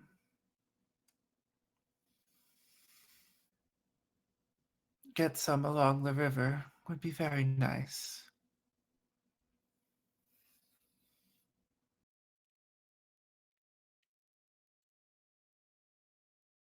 She half reaches out a hand fondly.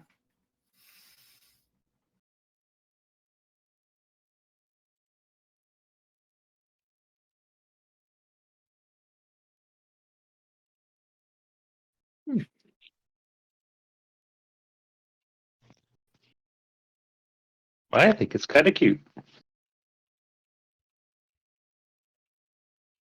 I've never seen anything like it. It's a shame. They are incredibly beautiful and incredibly useful. Useful, you say? Yes, where another creature would. She puts a finger to her temple and frowns for a moment, then resumes. Where another creature would shed their feathers or fur, the brackish trudge, as they are called, shed the plants and fungi that grow upon their backs. And these are incredibly useful for potions and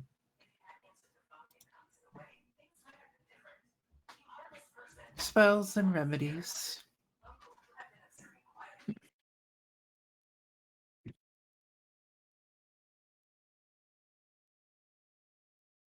That does Fascinating. sound useful. Yeah, very fascinating. I You mentioned that the queen was good at tending to her garden, and it seems like you've got maybe a bit of a green thumb as well.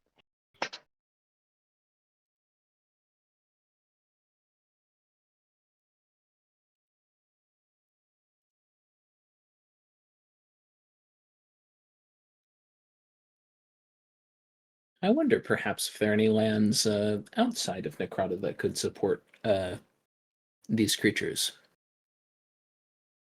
And you said it would take perhaps years to um, acclimate them to the surface world.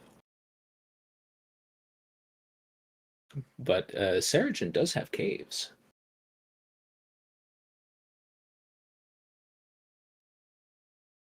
Perhaps.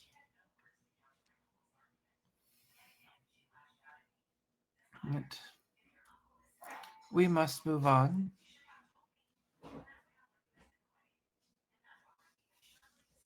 I have lost contact with our scout, and we must collect it.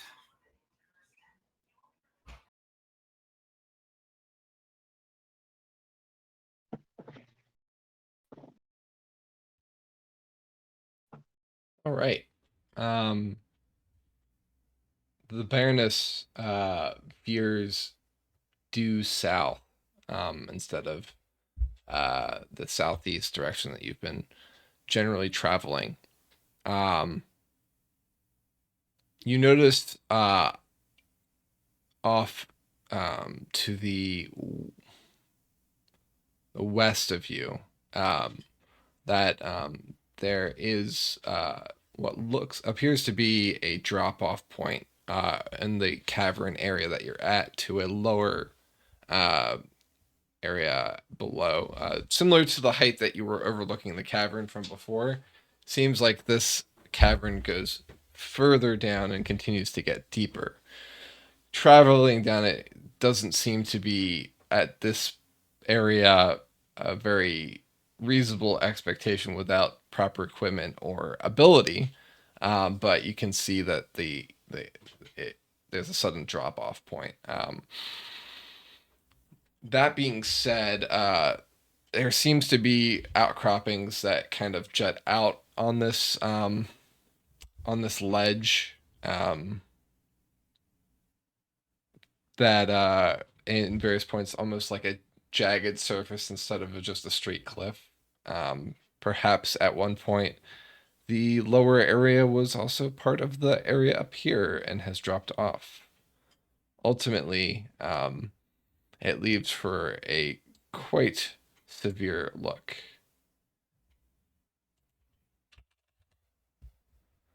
For the moment, Baroness, the area looks clear. But I'll bring up the map.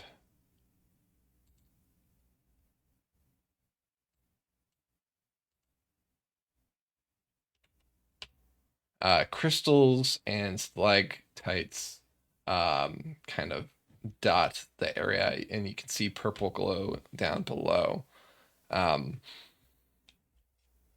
They give a natural illumination to the area and kind of an ominous glow beneath.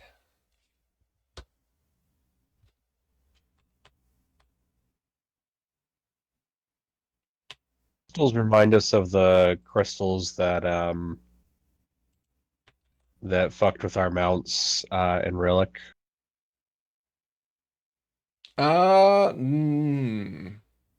They do kind of look similar. Does this remind us of the giant amethyst field in Seregen? Yeah. Was that in Seregen? I thought that was in Relic. I'm pretty sure that was in Seregen. Oh, Seregen. Oh. Okay, well that's what I meant. What Yeah, that's what was in meant. Relic then? Okay. I knew that's what you meant. Yeah. Okay, cool. Wait, which one messed with our mounts? I will consult the recaps. No, it was definitely the thing in Seregen. What is this crystal stuff?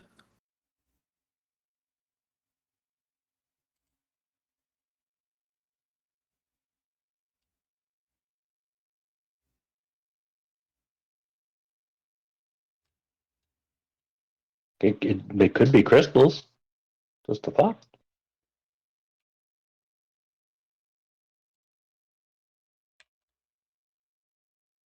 Don't be ridiculous. I'm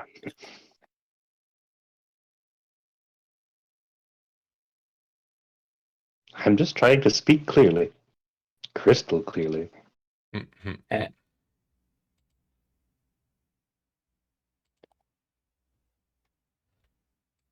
Stand by.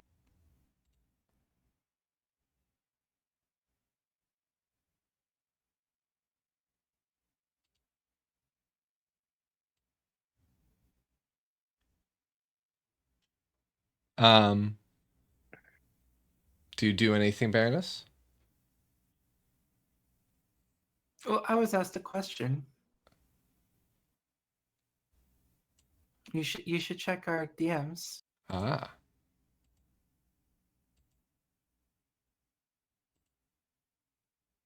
No. Did I say stalactites? I meant stalagmites. Thank you. But no, nothing. Nothing of note. Remember, stalagmites might be trying to stab you, but stalactites are always your friends because they're tight like that.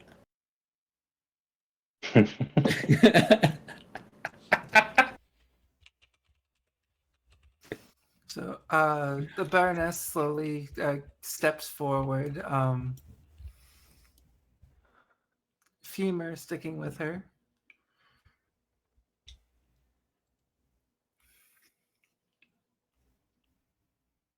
The crystals themselves aren't terribly special.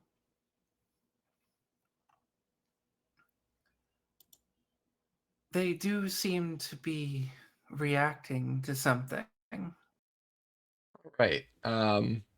Baroness, as you approach, something seems to kind of shimmer into existence as it comes out of from behind one of the mites. Yeah, I put it on the wrong layer, but you can still see it.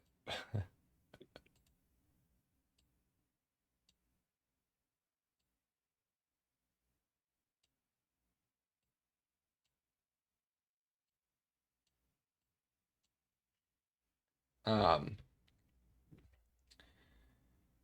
and it's holding Uranothic in one of its jaws as it's kind of slowly sawing at it and consuming bits of it before, well, it looks at you and the rest of the party and surges forward. I'd like everyone to roll initiative.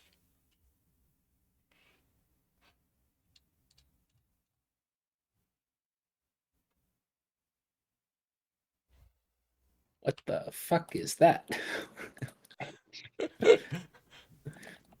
I didn't have my token selected. Oh, wait, shit. Everybody have control of their characters, right? Yeah, I conveniently hid behind these stalagmites. This is natural at this point. So I'll give you a description as we're ruling initiative. So this seems to be, a creature made out of black, almost ethereal blackish substance. You can kind of at points see through it through the into the cavern behind it. At other times, it doesn't seem to be there at all. It kind of shimmers down itself in patterns. Um, it seems to have three unique heads centered around a great eye in its center. This thing, if once was a creature, has um, transformed or maybe even mutated into what you see before you. Two of the heads seem to, as it's kind of lurching forward, be gnashing at each other, fighting over the last bit of the Nothic that it's consuming, while the tail appendage head seems to be looking directly at the group, swiveling its head hungrily at the rest. Each head has a set of jaws.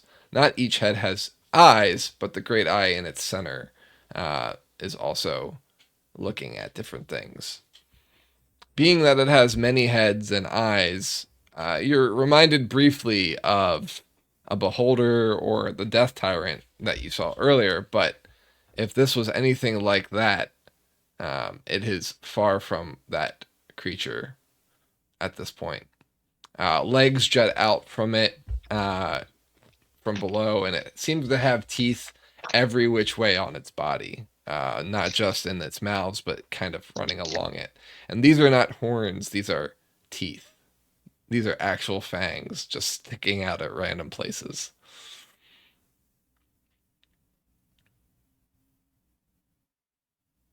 Well, that's terrifying. It looks like it's really good at eating. Briar, you can roll initiatives for the group, for your group. Just a singular. And I'll roll as well. Okay.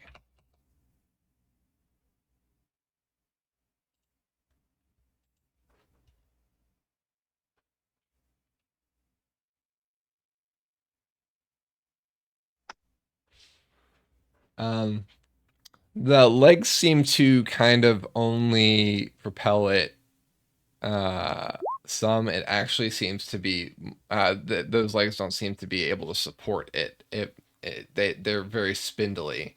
It really is just kind of floating toward you.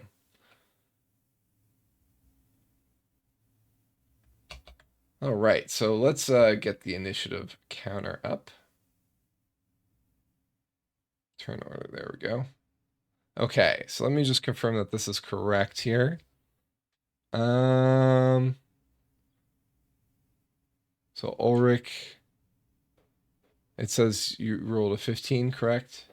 Yep. So this is the count is incorrect then. So let me just make sure that let me clear and then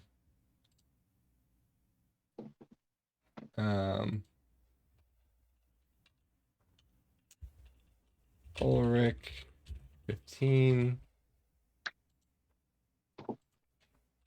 Zippo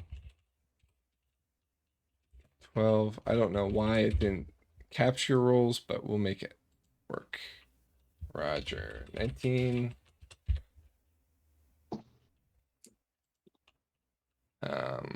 Jaeger, I will say Yarvik, sorry. 16. Bane is 25. Damn. Belgian. Gotta go fast. And Briar, that's 7.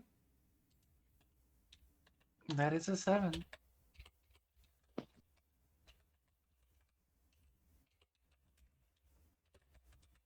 I'll have the gang be 1, and if you want to roll for yourself as a separate one. So if that's your roll, then you can roll for your gang too. I did roll for the gang too. Okay, perfect. 12. All right.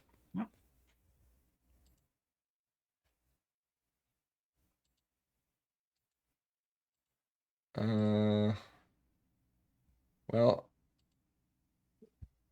that's interesting. Yeah, they really changed the counter. The turn order thing. And then the gang. I'll put the gang.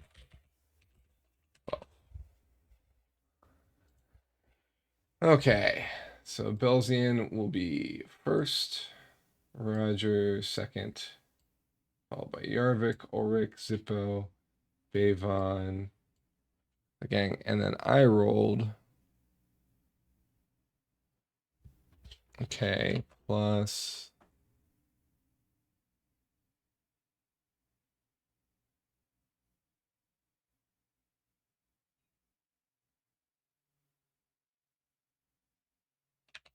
Okay.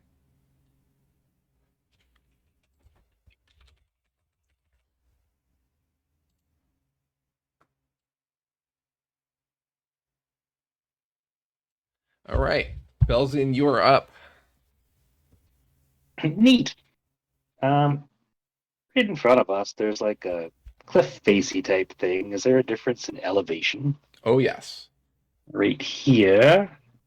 Yes. Is it large or like a step? It's 5 feet. Oh, okay. Over here, it wouldn't encumber your movement at all. Down here, unless you wish to fall, would be a 5 foot action down, so about the same amount. Okay, so would I be able to get the full movement ahead then? Well, I mean, especially since you're a monk, yes.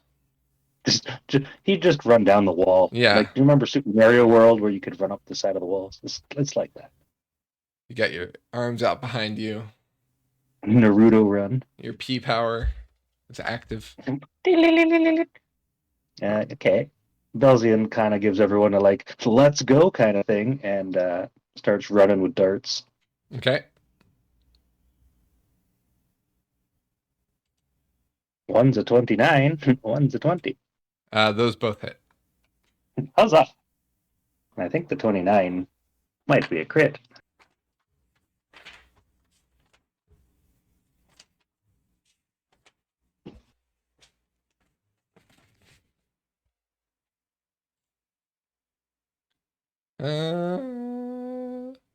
Yep. Yeah, it is. And it's been so long since I got one in this campaign, I can't remember what we were doing. So you'll roll damage again after the first damage. So it's like you hit 3 times right now. Cool. With the modifier or with it? Everything's doubled, so with. Yeah.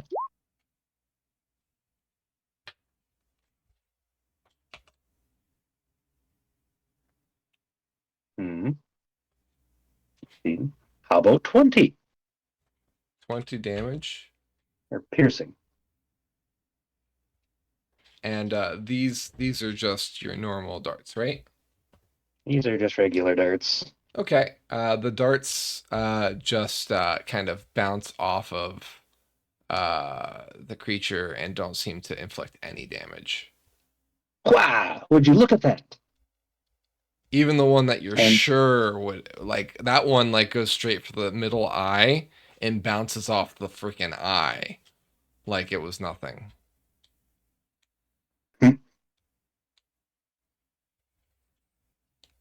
Belzian, proud of his movement, takes the patient defense for the bonus. And that's it. Okay.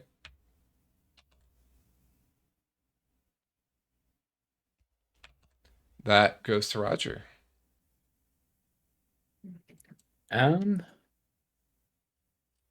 Well, it hasn't acted yet, but that doesn't mean it's surprised. It is not surprised. And it has started moving toward you. Well, I guess that means I'm going to use a bonus action to hide, and then. And by then you, I probably mean shoot. the group. But yeah. Yeah, we're gonna hide behind this piece of natural terrain here. Okay. Now, I hope that it has not seen me do so. And then we're gonna step into line of sight and shoot it, I guess. Okay. Which actually means I need to come over here. I'm assuming we're high enough off that Belzian isn't blocking line of sight to this giant thing. Correct. Okay. And do I have advantage on this attack roll? It's the first round. So you should, right? I think you get advantage on the first round. Oh, yes, I do. Well, then the hiding was totally unnecessary. But it's fine. I think we rolled a 20 and a 1 on that. We'll take the 20. So that will be presumably a crit, assuming the 30 is good enough to hit. It is. And damage. Once. And twice. And then I need to add some acid damage in there.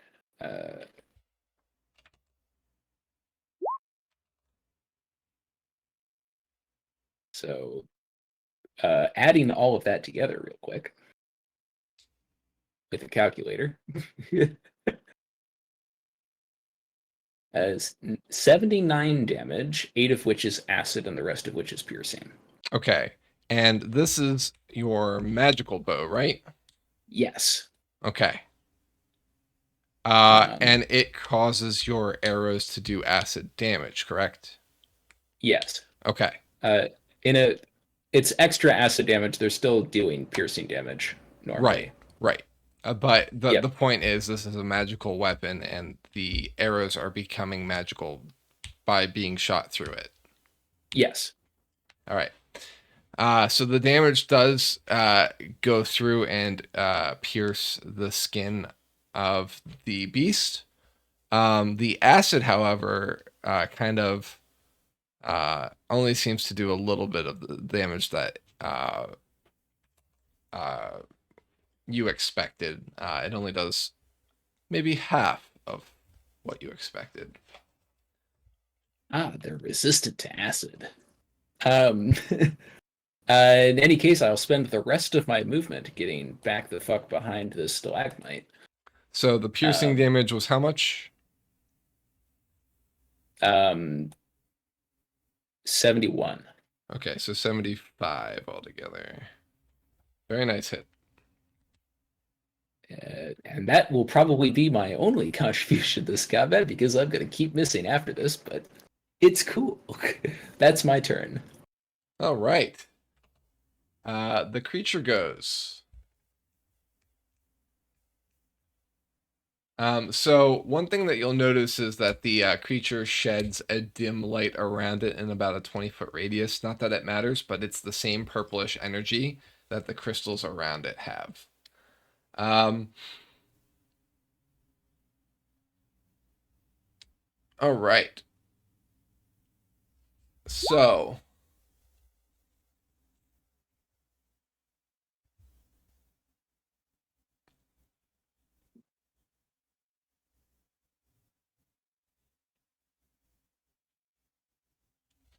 it's going to move up to Belzian.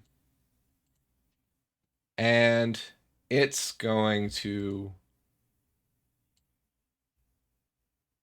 Yeah, it's going to roar. All right, so the creature roars. Everybody make a DC 15 wisdom saving throw, please.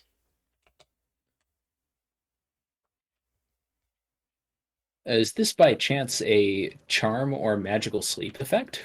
Nope. Okay, I fail. Dude.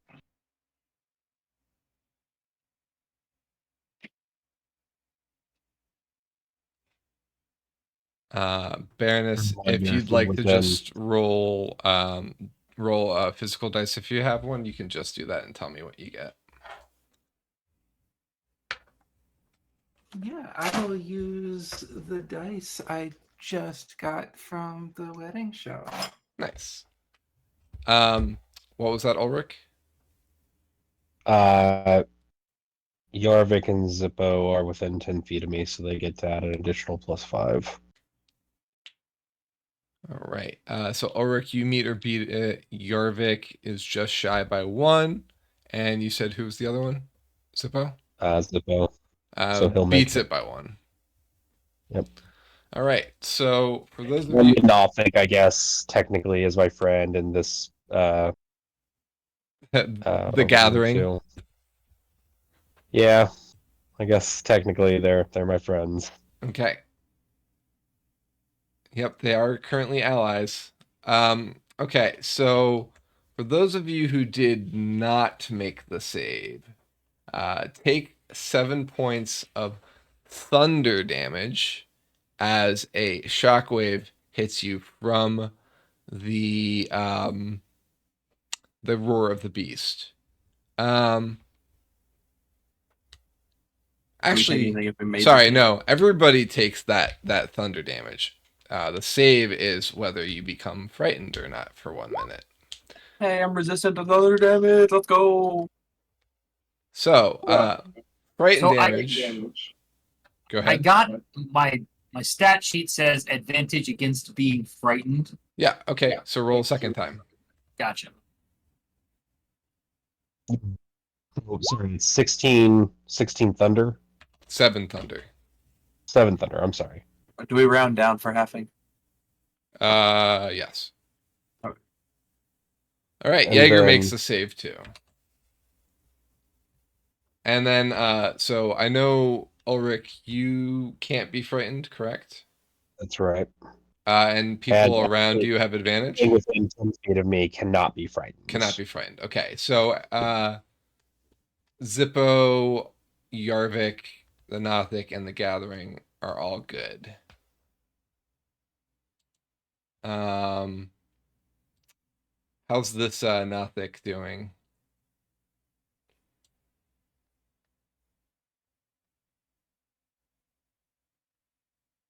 So I rolled an 18 for the Baroness. Okay. I rolled for an 8 for the Nothic that's next to Ulrich. Okay, I that rolled a one's 16. fine. It's immune. 16. 16 for the Nothic next to Zippo. Okay, it's fine. A natural 20 or a 22 for Femur. Oh, nice. And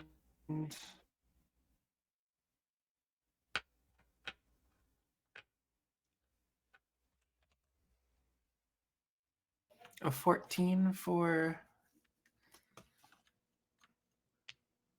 For the Gathering. the Gathering. Okay. So Belzian and Roger, you are both frightened for 1 minute. You can repeat the saving throw at the end of each of your turns with disadvantage if this creature is within line of sight of you. Oh, excellent. I'm so glad I moved back behind the stalagmite. Mhm. If you're successful, the effect will end, and then you're going to be immune to the roar for the next 24 hours. So anybody who's saved already, I think you're immune as well. It doesn't specifically say that, but it would make sense too. All right. Now that it's done its roar, it can make a few bite attacks. And we're going to use those against Belzian. Belzian, what's your AC? Oh no, it is 19. Okay, I got a natural 20 for the first attack. And the second Belgium attack currently misses. dodging. So Okay, so that's a disadvantage, right? Okay, so Yeah. that first attack missed. Then. yeah, You said, what was your AC again? 19. I missed with both. Yeah, Belzan's too scared to get hit right now. Make a con save. Gotcha. 8. Okay. And you make this with disadvantage because you're within 10 feet of it. So take 21 thunder damage and you are deafened until the end of your next turn. What? Huh? Did You're you say something? yeah, so the shockwave hits the rest of you, but it doesn't have any effect. It just hits Belzian. As the one of the tail mouth kind of like leans in and screeches a sonic blast into Belzian. Okay. Wasn't like casting a spell or anything, was it? Nope. Okay, that's to make sure. Gotta ask. All right. That's its turn, Yarvik.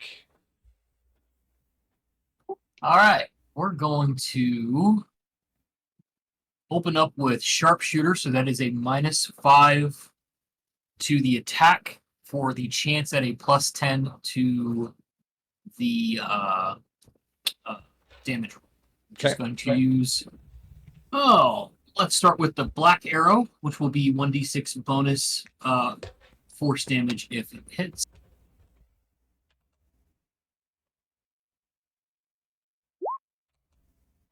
So 19. That's a miss. Okay. Let's try that again.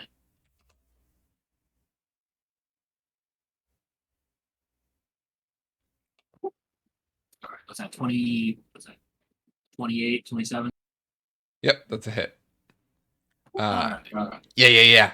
Yeah, get him. Says the buff. Oh, yeah. It's time to hunt, boy.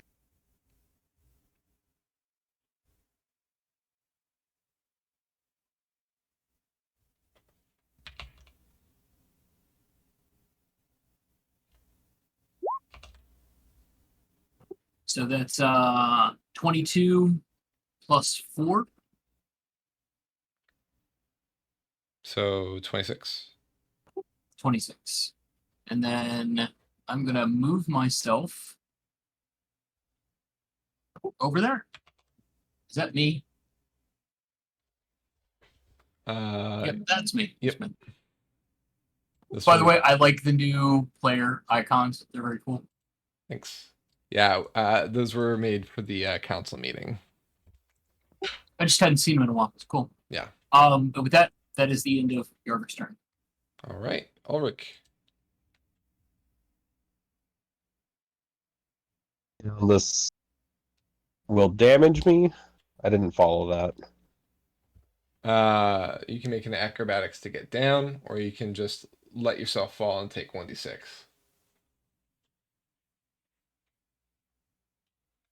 Is it an action to do the acrobatics, I assume? Yes. I'll take the d6.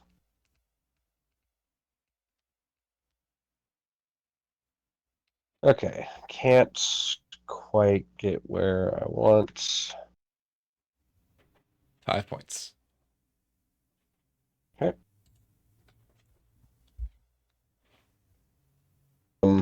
Oh, shit, I forgot I actually have 40 movement speed. So, disregard. I can get where I want. Man. That's why you take the mobile feat. Channel Divinity, I would like that creature to make a wisdom saving throw, please. Okay. DC 17. It fails. It is frightened, and it is, as a result, immobile. Well, not immobile. It cannot. Yeah, that's the right. I guess that's the right turn. Its speed is reduced to 0. It can repeat this at the end of its turns. So it's frightened. It can repeat this at the end of its turns, and since it's frightened, it has the following things going for it.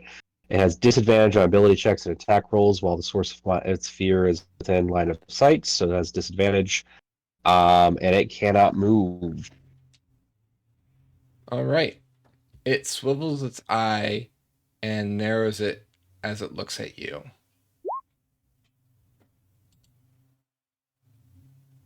Love that. That is a action. Just making sure I don't have anything or of conquest. Oh, also at the start of its turn, it's going to take 6 psychic damage as a reminder. Okay.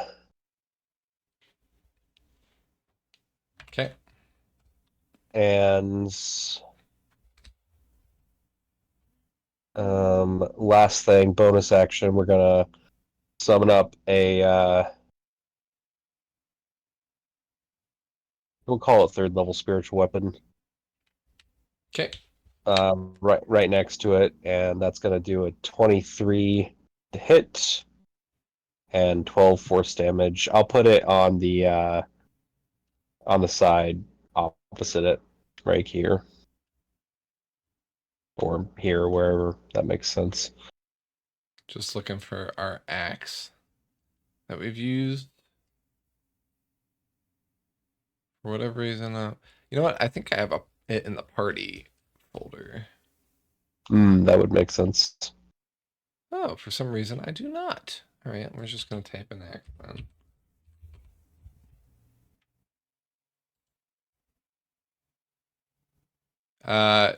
You usually make it an axe, right? Yeah, that works. And you want it there? We'll put it actually right here. Here. Yep. Okay. Which I believe is in range. Yeah.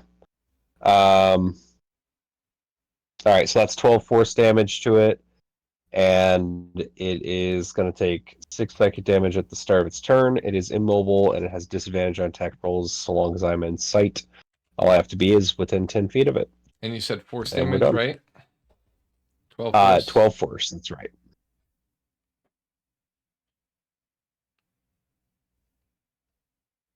Okay. Yeah, Ulrich runs up there and says, "I'll show you how to be scary, you little punk." All right. Zippo. Okay. Zippo is, let's see. So I'm going over here, and that'd be perfect. Okay. Zippo's going, well, can he move there? Question. Yes, he can. Zippo's going to move here, and then he is going to cast Haste on Ulrich, and twin the spell to hit Belzium as well. Let's see here.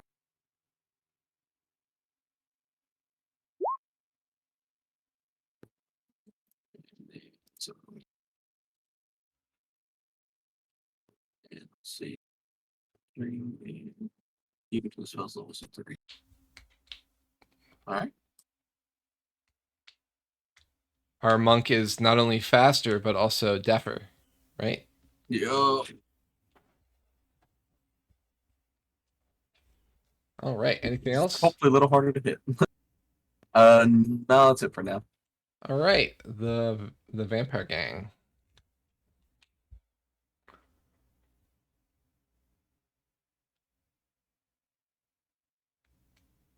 So the Nothics will scramble behind stalagmites. Okay.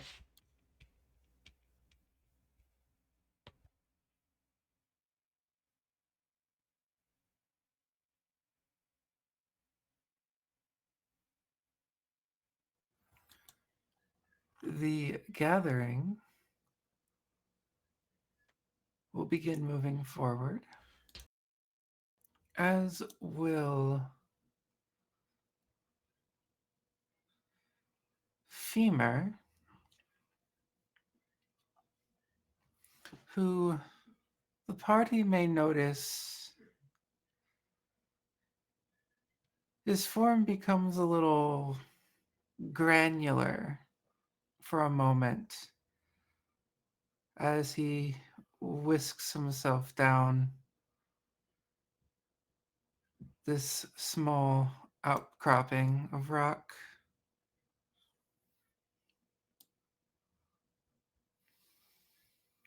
He recoalesces at the bottom.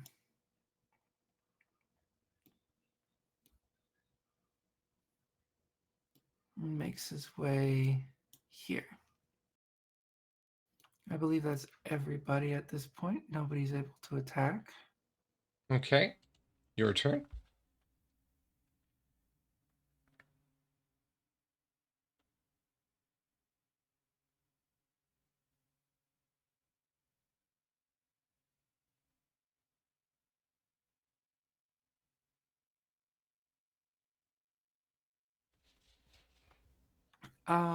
Bayvon will Misty Step.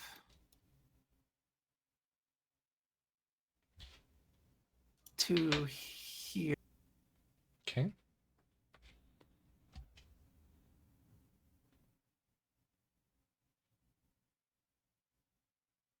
And she will cast Cloud of Daggers. Okay. Nice. She will specifically cast it at 4th level. Okay.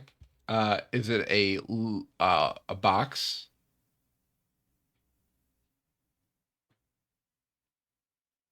Yep, it is a cube Okay. of 5 by 5 by 5. And where are you putting it? We're going to put it right here. Right in the middle? Right in the middle. Right.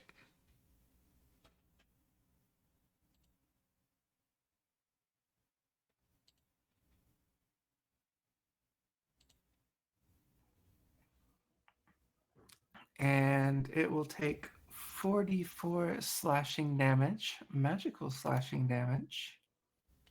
Any saves to that, or just it happens? It's just happens. All right. 44. Roll it.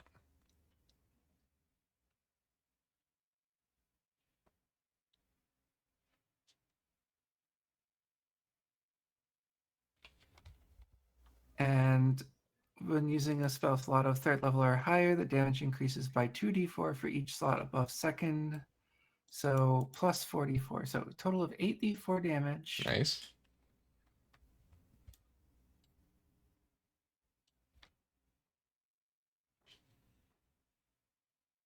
A total of 17. 17. And this is just slashing, right? Magical It's slashing. magical slashing. And the creature will continue to take damage at the start of each of its turn, Okay. Perfect. Anything else? as long as it's in the box. Right. Yeah. Can you move that box at all, or is it just stationary? I'm assuming it's stationary. Okay, perfect. Belzian, you are frightened and deaf and hasted. I have so many feelings at the same time. Okay, I would like to use my regular action to be I've- not afraid. I was gonna say, actually, It's the start of your because nothing turn. could be afraid of. Oh, yeah. So you've moved into it, so you are no longer frightened. Very nice. I feel this changes everything. I feel less frightened then. You're Thank now you, just Ulrich. deafened and hasted. Okay, then it's going to be attack time. So I can take 2 attacks with my regular action, but only 1 attack with the hasted action. I believe. Is the creature incapacitated or anything? Oh, it's frightened. So would No, Would that all be that a- means is it has disadvantage on attack we rolls, have advantage? Aha! I can read. Okay, but and can I its make speed the is computer no. do its thing?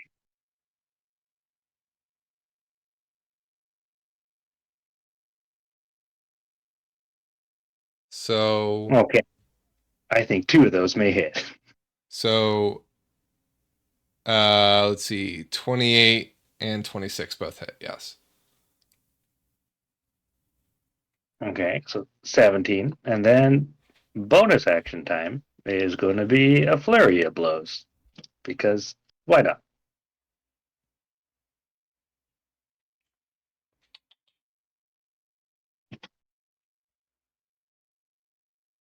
You got a critical there. Yay! Does the 24 hit? Yes. Okay. 17.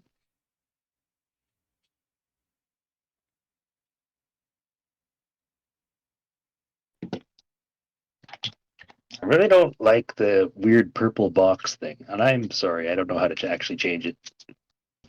So I see an 8 and a 6, which is your 14, and then another 7 for the other hit, right? So 21. That's what I got. Okay, perfect. And that's all for now. Roger. I'm busy being frightened. Yeah, but since I can't see it, I guess I can. Roll without disadvantage. Yeah. And is that at the end of my turn? No, at the start. At the start of my turn. Okay. A wisdom save. A 15. I believe that's going to make it. It does. Very nice. Oh, cool. I get to act. Awesome. Hooray. Well, we'll snake out over here where we can see the thing and shoot at it. Yeah, you can just barely see it over the stalagmites from the ground there. Good thing it's large, or it's huge. It's huge. I hit armor class 21. You do. And because an ally is adjacent to it, Yep. We get sneak attack. And I need to roll some acid damage. 6. So 34 piercing and 6 reduced by reduced by half. Yeah, so 37. Acid. And I will use the rest of my turn to go back into my hidey hole. Okay. That's it. Sounds good.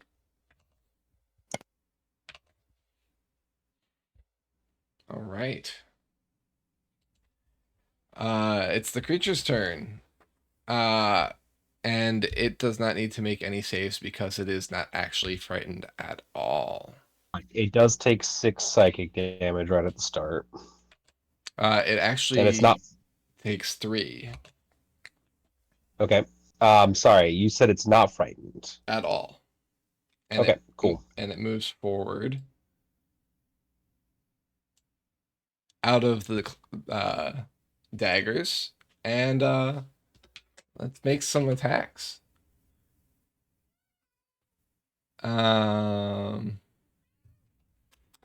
Benji, he's just so restless tonight. 1 second.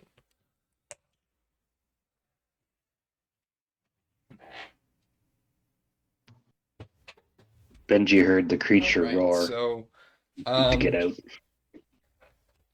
It does take the damage at the start of its turn. what was that? It does take damage from the cloud at the start of its turn. Okay, go ahead and roll that, please. You can add the 3 back on because if it wasn't frightened, it's not going to take that.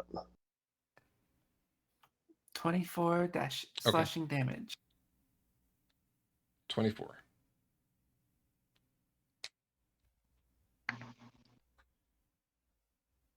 Okay, perfect.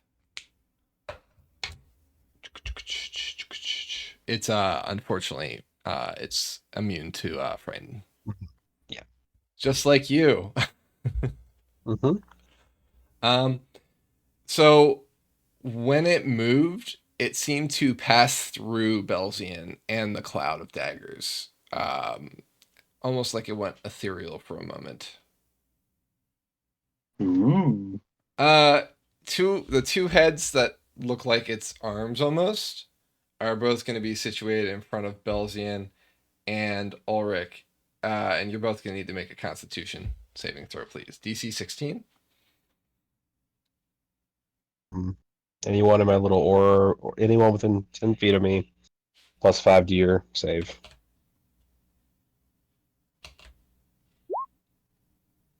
$17 for me. Thanks. No problem.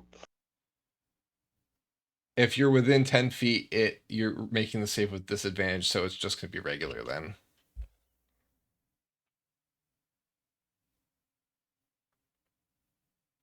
All right, so Belzian's Constitution saving throw is 3.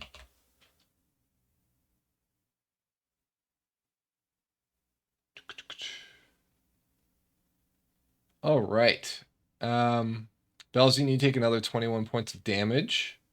And you don't really hear the blast at this point. You just feel the concussion. Ulrich, you take 10 damage, and you're not deafened since you made the save. All other creatures within 20 feet of the creature get 7 points of thunder damage. So that's going to be looks like let's see, 20 feet. I think Briar, you just make that. Yeah, and then the village and Femur as well.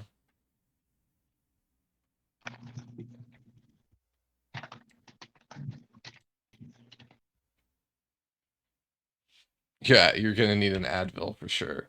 It has one more attack, and it's going to use it against Ulrich since he tried to frighten it.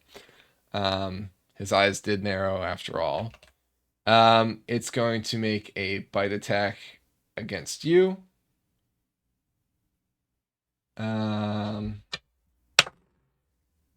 What's your AC? 18 currently. 18, you said? Yep. All right, I got you. That with the +2 from haste. Yep. That's what the +2, assuming you didn't lose haste from that 7 you took. I didn't think so. Oh, you're not within 20 feet. I guess He's you're not. not. No. Okay.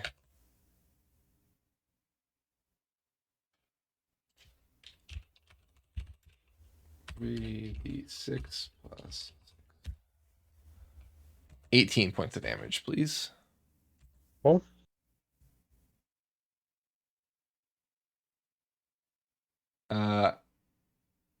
And actually, I do that a second time.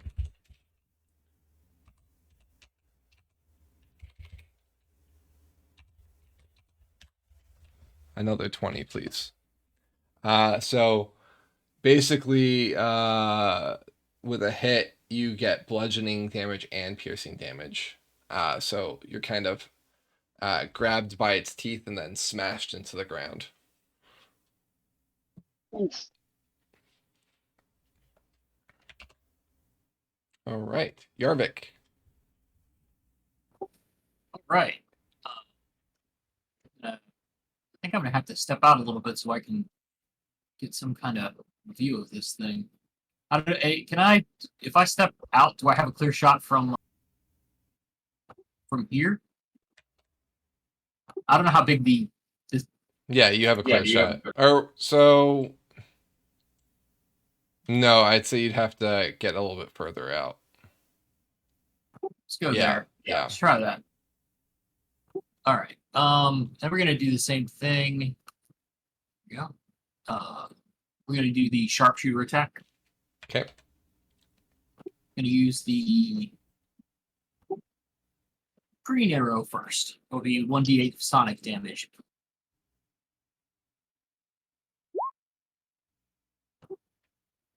$19. Sorry, 14. Miss. All right. Let's try it one more time. That's a hit. All right.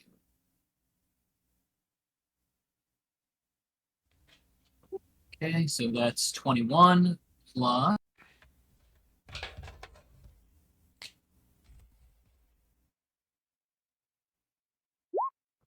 7 of sonic damage. So 28. Correct. All right. I don't think I have the move points to get. I don't think I have the movement to get all the way back to cover. So I'm just gonna hunker down here. Okay. You hear your arrow as you fire it at the beast. Near him. It literally says the sound effect. It has the little Z's going zoom in Comic Sans. Ulrich, do you have a retort? I'll have it make a wisdom save again, please. DC 17. Sure. Wisdom. I rolled a 14. I've bestowed curse upon it. Here's the text on that. I am choosing wisdom as its ability on this. So it now has disadvantage on all wisdom saves going forward. While cursed, the target must make a wisdom save at the start of its turn. If it fails, it wastes its action doing nothing. Also, while cursed, my spells, which I believe should include the spell that's ongoing, will deal an additional 1d8 necrotic damage. I will be moving as my bonus action the weapon here to attack, to deal both force and necrotic. It also has disadvantage on attack rolls against me. Nice.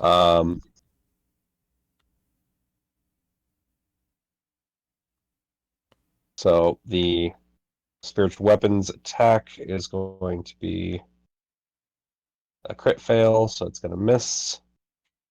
But it is just below Belzian. Sorry about that. Oh, no, you're good.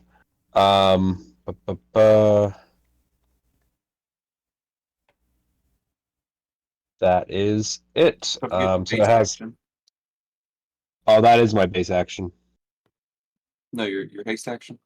Oh, haste. Oh, haste. I'm so sorry. Yes, thank you. I do appreciate that so much. I will also make an attack against it with my mace. And critically fail again.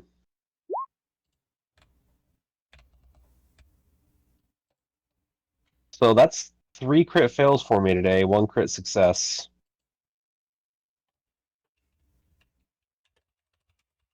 Infinitesimally small odds.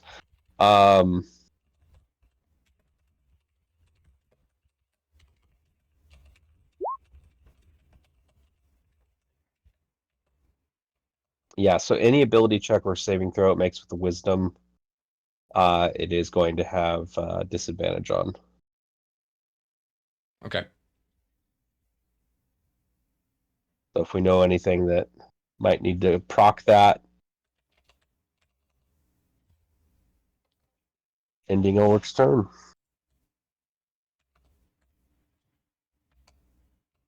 All right. Zippo. Okay. Let's see. I have an idea for a spell, but I don't know how to use it. I think I'll just keep it basic and cast Chromatic Orb at it.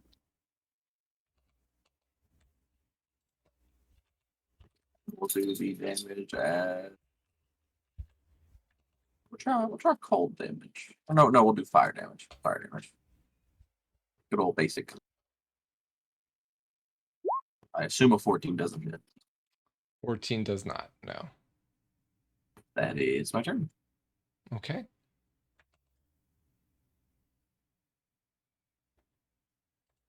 All right. The gang.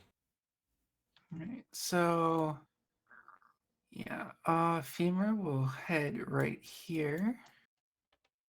He is now adjacent to the bloodied corpse or bloodied remains of the Nothic.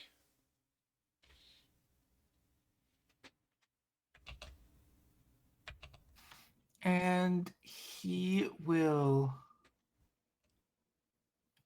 generate a whirlwind of bones and teeth.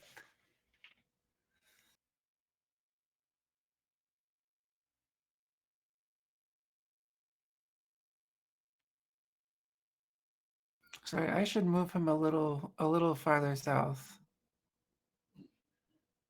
because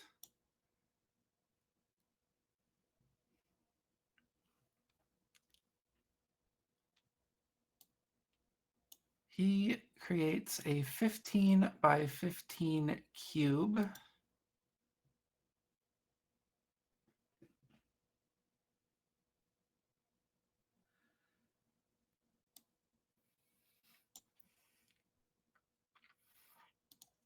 And that's going to be, I don't know if you can. I can take care of some stuff. Where you want it? From these corners. Okay. Like that. Yep.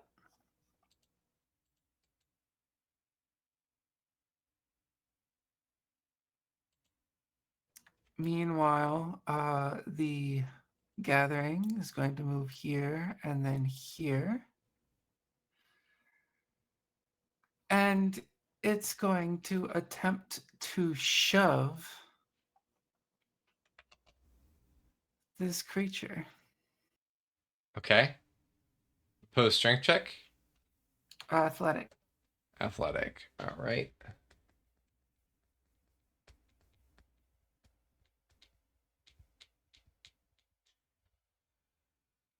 Okay. I got a 18. The Gathering got a 29. Nice. And that will push the creature 5 feet away from the Gathering. Okay. Into Belzian. Into Belzian.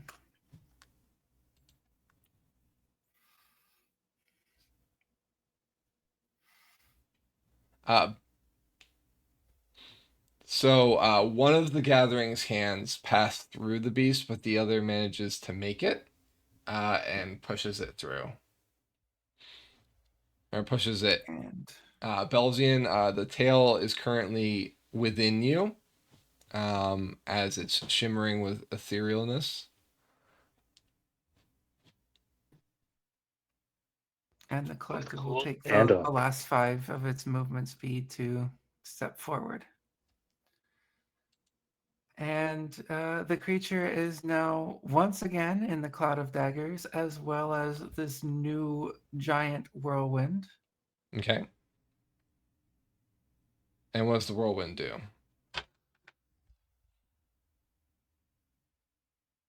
The whirlwind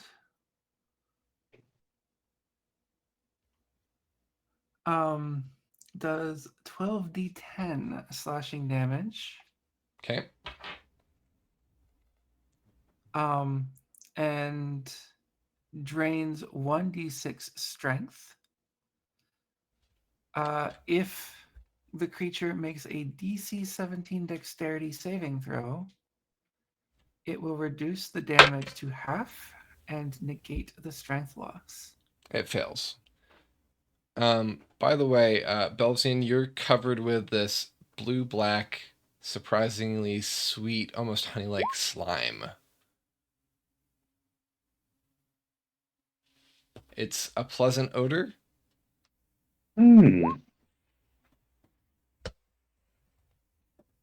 Okay, it takes 56 damage, and its strength is reduced by 2 from the whirlwind of bones and teeth. And for the Cloud of Daggers, it takes an additional 17 damage. Sorry, I had to get Benji. Have we rolled? Let's see here. We got 56, 2, and 17. Yeah, that's 56 damage from the whirlwind, Mhm. 2 strength drain from the whirlwind, Okay. and 17 damage from the Cloud of Daggers. Okay.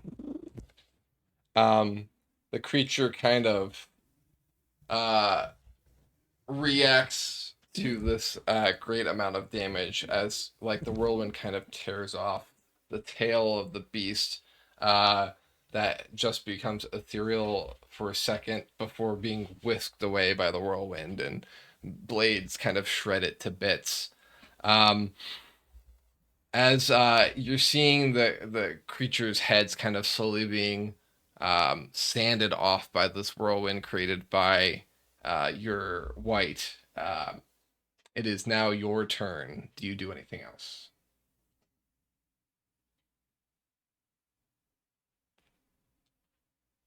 Why, yes. The Baroness will animate her sword. Okay. Describe to the group what happens. The Baroness draws her sword, and like they saw before in the villa, she holds it aloft, lets it go, casts a spell, and as she chants, the sword remains aloft and then begins flying around as if it were alive.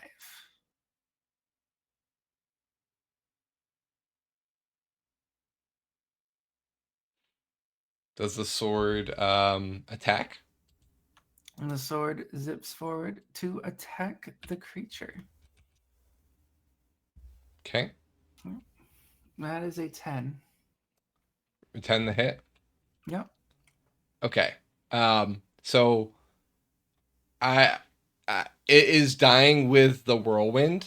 This is kind of just for flashiness. So it is kind of being ground away. You hit it with I'm basically combining all the attacks into one, right? So it's kind of a how would you like to do this moment, right?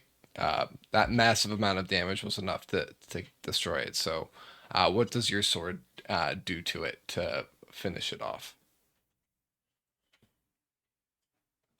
The sword will zip around the two lower heads before spinning around with a flourish and aiming straight into the central eye where it plunges deep and embeds itself to the hilt. All right.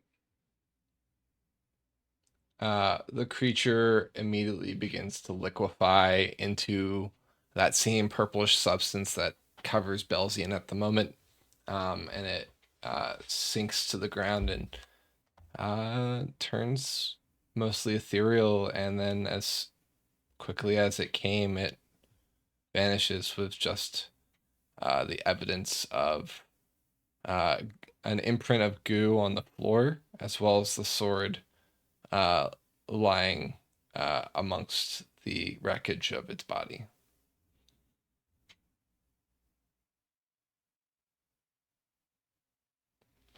And that is a great time and place to end session.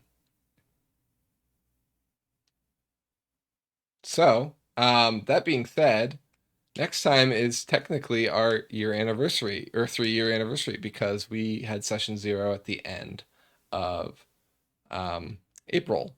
That being said, I do know at least one member of the party cannot make next session due to work. That would be Ulrich, correct?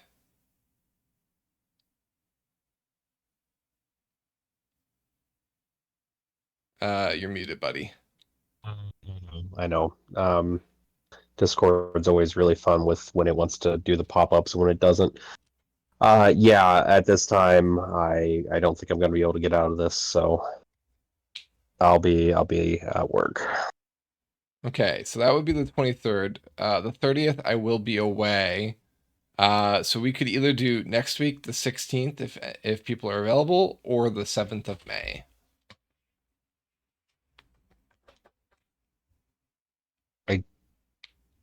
I will say I'm not sure that I'm available the 16th personally. So let's and I also would say while I understand it's a momentous occasion, I wouldn't ask everyone to discontinue just because I'm missing. That's fair. But this next session, I would like everyone to be at. So, if we're missing one, I would say we're gonna push. Yeah, I'm fine with pushing. April's usually a busy time of the month for me anyway. Gabrielle's birthday is at the end of it, so that gives me more time for that. The 7th would be our actual 3-year for our first session. So that works as well since May the 4th was our first date. So then we will be back in 4 weeks on May the 4th. If anybody does have something that crops up or that they can think of that conflicts with that, let me know in the Discord or Wait, May in the 4th or messages. May the 7th? May the 7th. Sorry. Yes, thank you. May the 7th. Let me know.